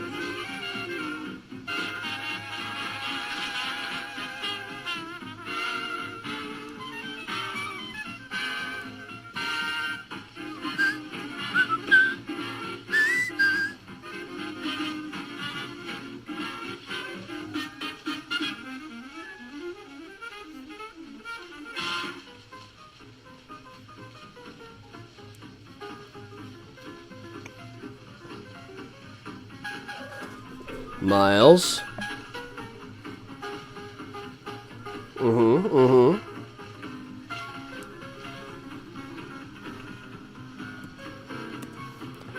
Here's one of Hoch haunted by all of his wives in the cell. There were a lot of stories about him haunting that death cell in later years. Here's one of his various wives waiting to meet him at the station. That's what the Chicago station looks like.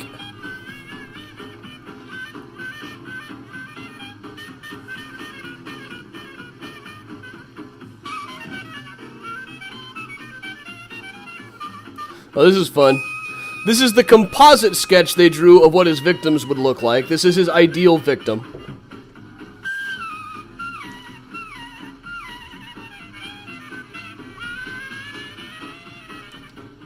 Now here's one of Hoch and Holmes with Satan and the I Will Lady, a Chicago symbol. The gentleman to the lady. Fine business for my boys in your town. Holmes on the left, Hoch on the right, and all the graves beside them.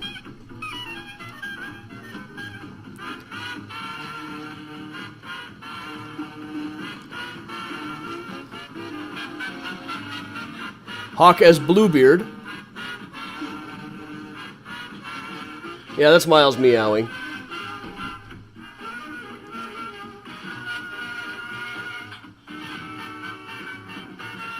Carol, I do not know of any of his wives who have a headstone.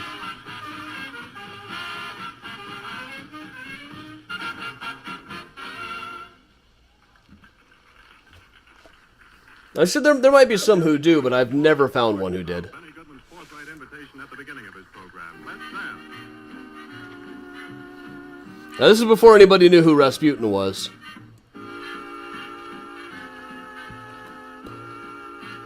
See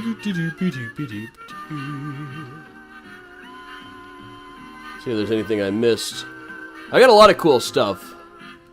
Like the one thing about the American, as much as a tabloid as they also published things like Mary's death certificate, where it says she died of nephritis, lived at 6430 Union.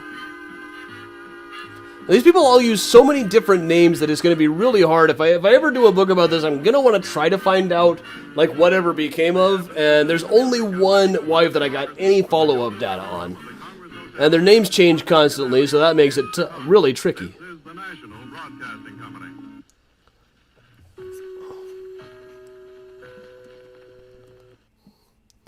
Here's a guy looking over Marie Hoch's colon.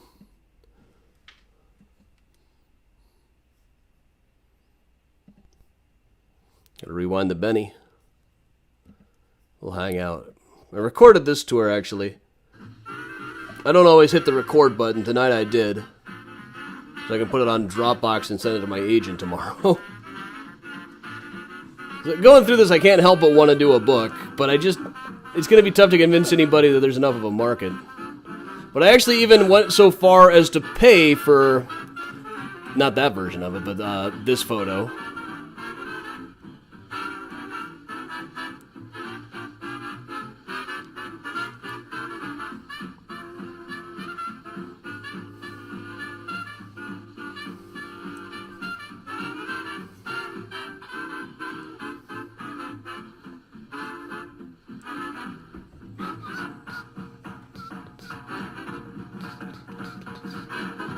This one.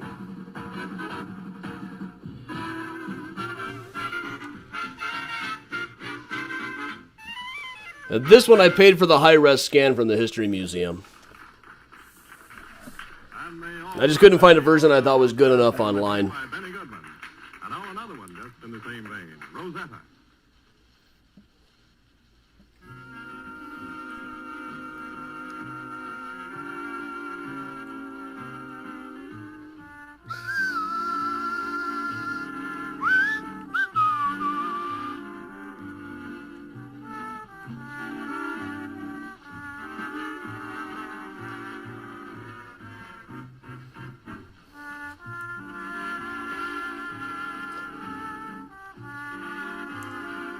Now, Aleki Armour, who was on the Graceland tour, was a cousin or something of one of the guys who was supposed to kill Rasputin.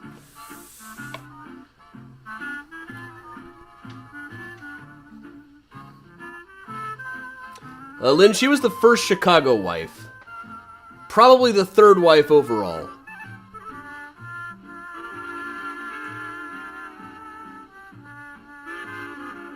Yeah, Jennifer, this all went down. He was hanged in 1906. So not a lot of people would have known who Rasputin was at the time. But the Chicago American is full of unrest in Russia. Like, the front page every other day is something about Russia.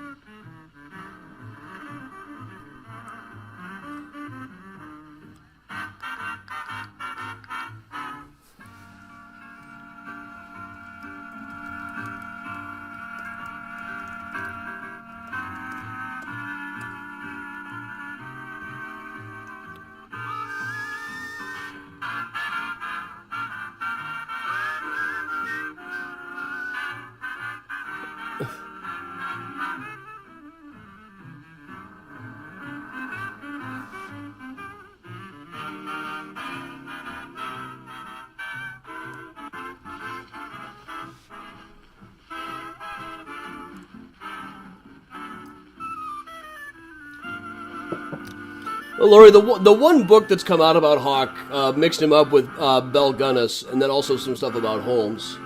I'm not naming names or anything with it, but there's a mistake on like every page I check. I remember I did contact the author about possibly giving me a blurb for the H.H. Holmes book, but he wrote back like, I proved that Johann Hoch was at the castle. And I was like, no, you didn't. We went back and forth with it a bit, but no, he didn't.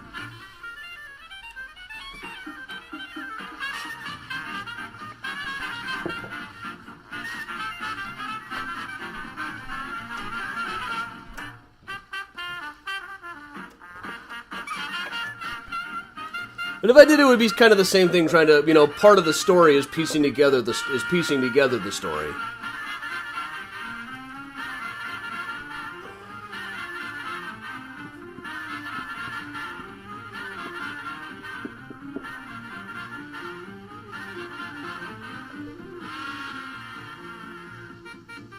But I don't think anybody can set the Bell Gunnis story straight. There's just too many question marks in that one.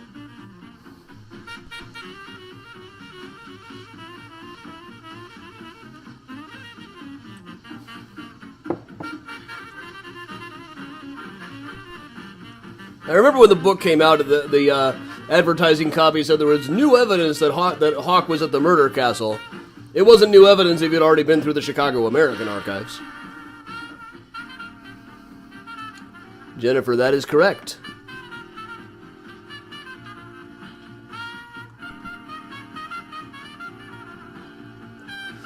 Marissa, he supposedly left behind a few children in Germany.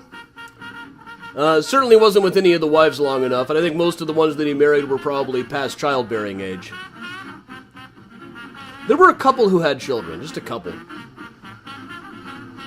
Emily had 9 children back in Germany. Hoch made this whole big thing. We will go back to Germany, you can get all your children, and I will love all your children. Finding out what she wanted and being that guy.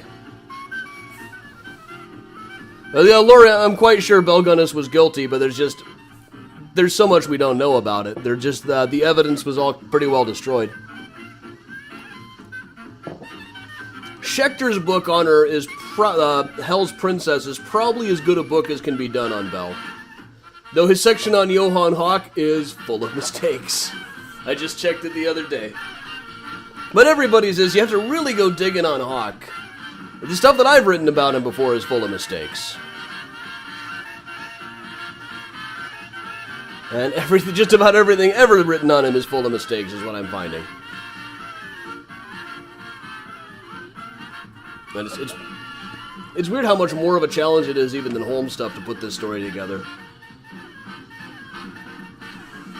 Partly because, like take Emma Rankin. She also is referred to as Minnie Rankin, Mary Rankin. Rankin is spelled like 9 different ways, plus she's also sometimes goes by 2 or 3 different last names. Everybody's got 2 last names and 3 first names.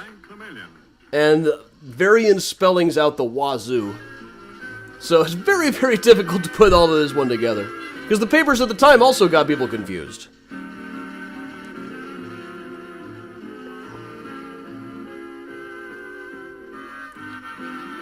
Do I think she had more help?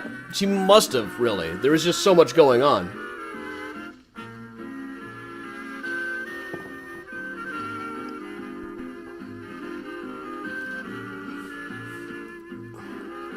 Now, Minnie I might be able to work in with Hoch and Bell. She was around in the same era. She picked her targets a little more wisely.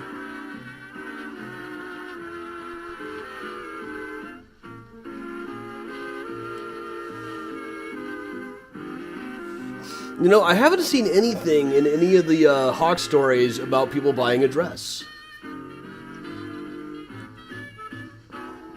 That's interesting. Nobody really mentions that. It was never a fancy wedding. It was always just the 2 of them plus a witness.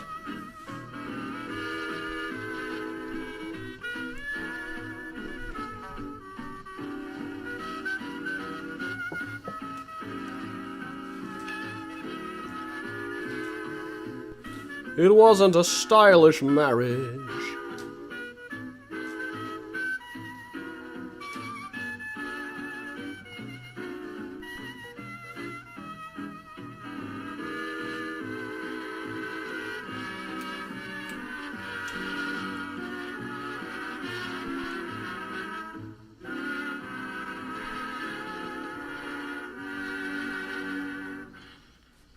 Yeah, for sure. That's how I would set it up. Hoch, she comes to visit Hoch, planning to poison him. He's already got a dead wife in the next room. She has to go get the ring. Make sure she doesn't go into that room. Make sure nobody goes into that room.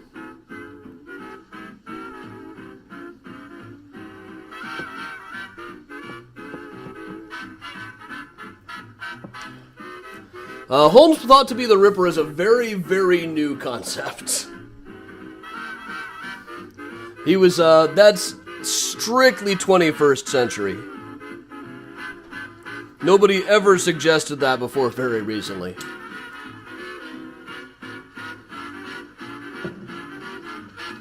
Yeah, I think we landed on Jason Alexander as the ideal Hoch in a movie.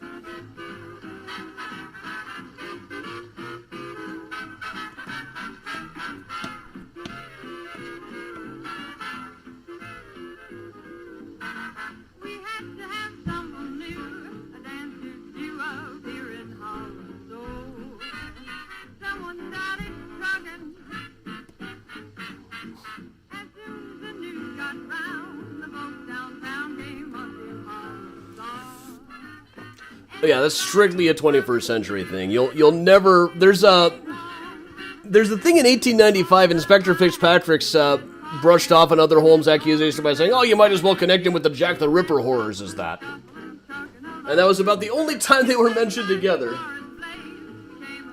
until Jeff Budgett's book. John C. Reilly, yeah. Jonah Hill. I don't know why I called him Jonah Goldberg. Who am I confusing him with?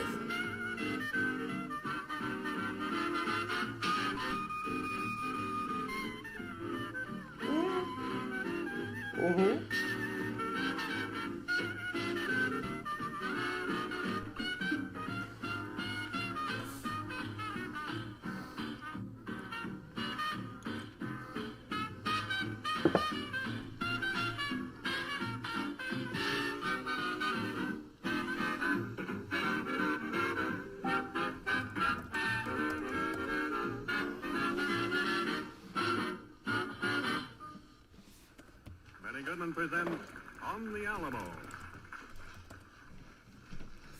You know who really would have been perfect, though, is Philip Seymour Hoffman.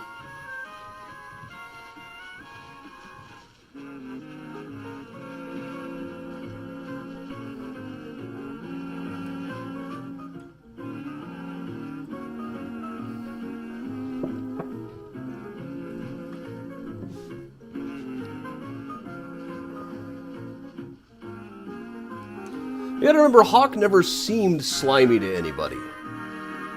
Evelyn Campbell remarked over and over that he just seems so plausible. That was her biggest thing, plausible. He can make you believe that he's telling the truth, even though she knew objectively that he was not.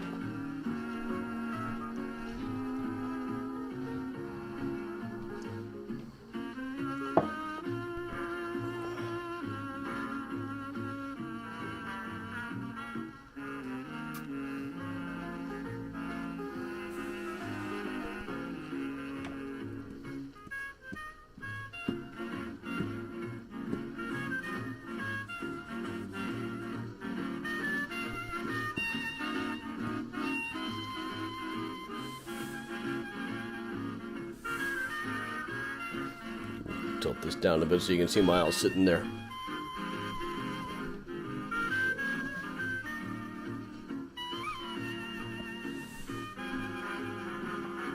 I'd say Hoch killed at most a third of his wives.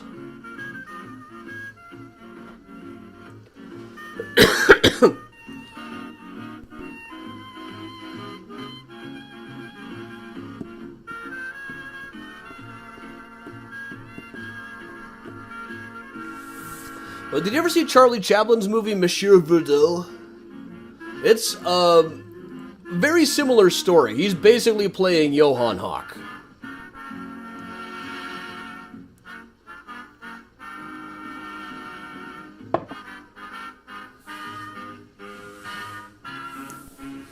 Enough that there's a lot of times I wonder, would that be the basis for... In Night of the Hunter, you can definitely see shades of Johann Hoch.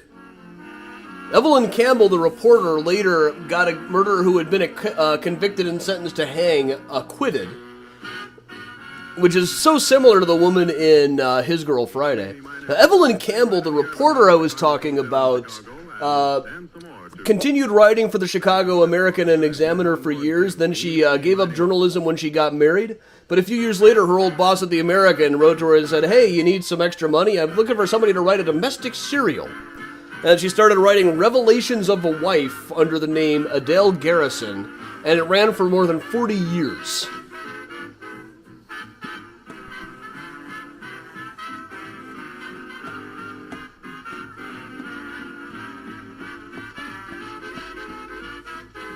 Who was the first serial killer in Chicago? We don't have enough data to know if John Stone was a serial killer or not, but he fits the model as well as anybody back in 1840. Thomas Neal Cream and Henry Meyer are kind of a tie for the next ones we know of.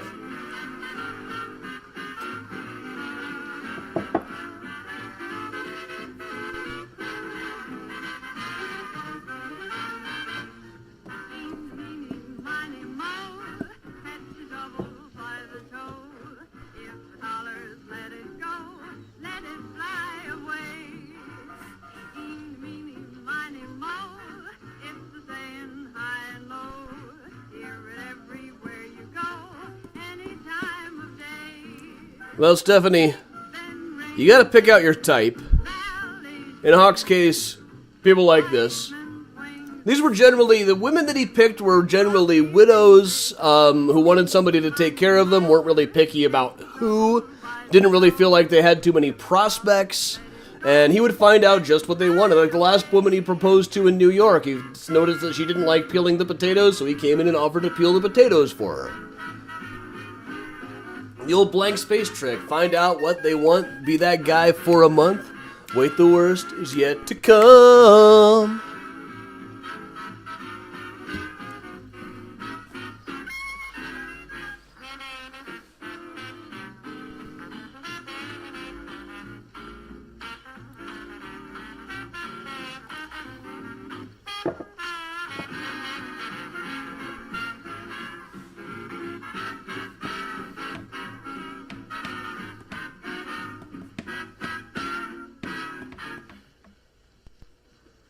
And we'll let the title speak for itself. Benny Goodman presenting Madhouse.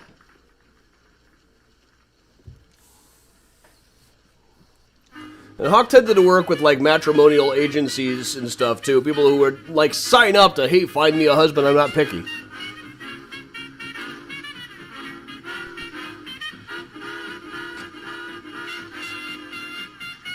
And Laurie, they don't come up too much. Thomas Neal Cream has a new book about him. By Dean Job. John Stone, there's not enough for a book. Henry Meyer, there's probably not enough for a book. Good night, Kristen.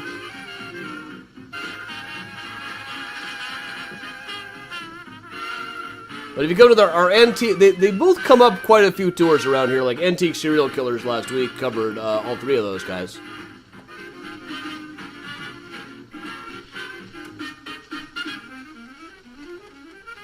Stone was convicted of just one murder. Tonight it was him, but said, but I have murdered other people. Which sure sounds like a serial killer to me. But again, there's just not enough data.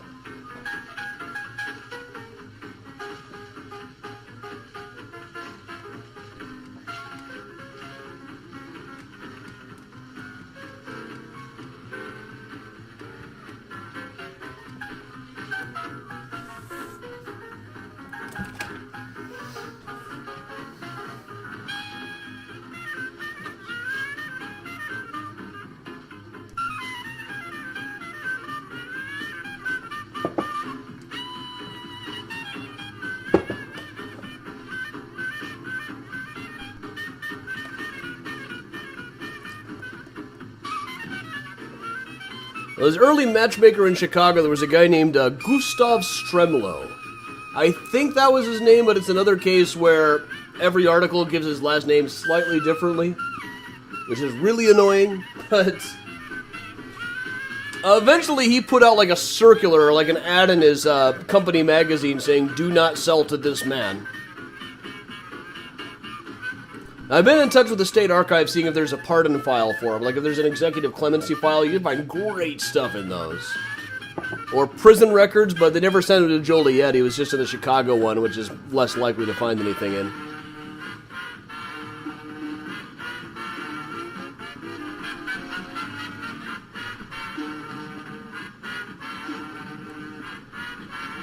Hey, good luck with the riding, Jennifer.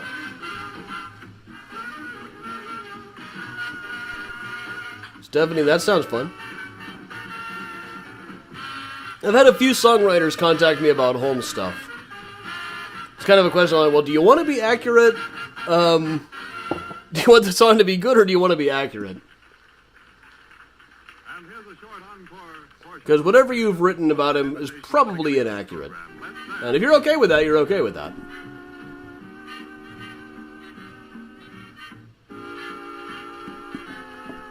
You can always just throw in an or did I at the end. To buy one of my books, which you start with, if you like true crime, it's the H.H. Holmes book. H.H. Holmes, The True History of the White City Devil. Which is, this is the advanced copy.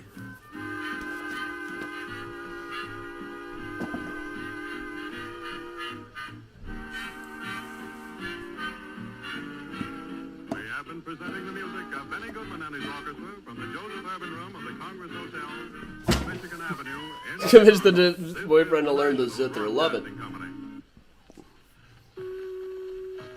Alright, the Benny's wrapping up. I feel like that's probably my cue to wrap it up. So I want to go ahead and plug once again the upcoming events. Besides Find a Grave Friday tomorrow, coming to you live from the road. Probably a place we've been before on the road, but not one of our common cemeteries. So on Sunday morning, we will be doing True Crime Tales in Chicago Cemeteries. This is a compilation featuring cemeteries all over the Chicagoland area, criminals, their victims, the police officers, the detectives buried in these cemeteries, all gathered together into one big virtual tour. Then next Thursday night, I will be at a different location. Architecture of Mysterious Chicago is a combination architecture and true crime tour in the loop, and I'll be doing that live from one of the buildings that appears on the tour, the Union League building. I'll be giving them a speech at 7 o'clock. I'll have to wrap things up. I hope I'll be done in time. I hope we'll have wrapped things up. We might be starting a few minutes later than normal next week. We'll find out. But all right, everybody, thanks a lot for joining me in the meantime. Until tomorrow morning, I'm Adam Seltzer for Mysterious Chicago Tours. And again, the regular virtual tours, the morning tours are only on Facebook. The full-length ones you can always get on Twitch or YouTube as well. But when I'm out in the field, it's a little bit trickier. But thanks a lot for joining me, everybody. Thanks to Miles. As difficult as you made things for me earlier on. So until tomorrow morning, everybody, stay safe. Stay strong, stay warm, stay dry, and if you can, most important of all, you gotta stay spooky, everybody. All right.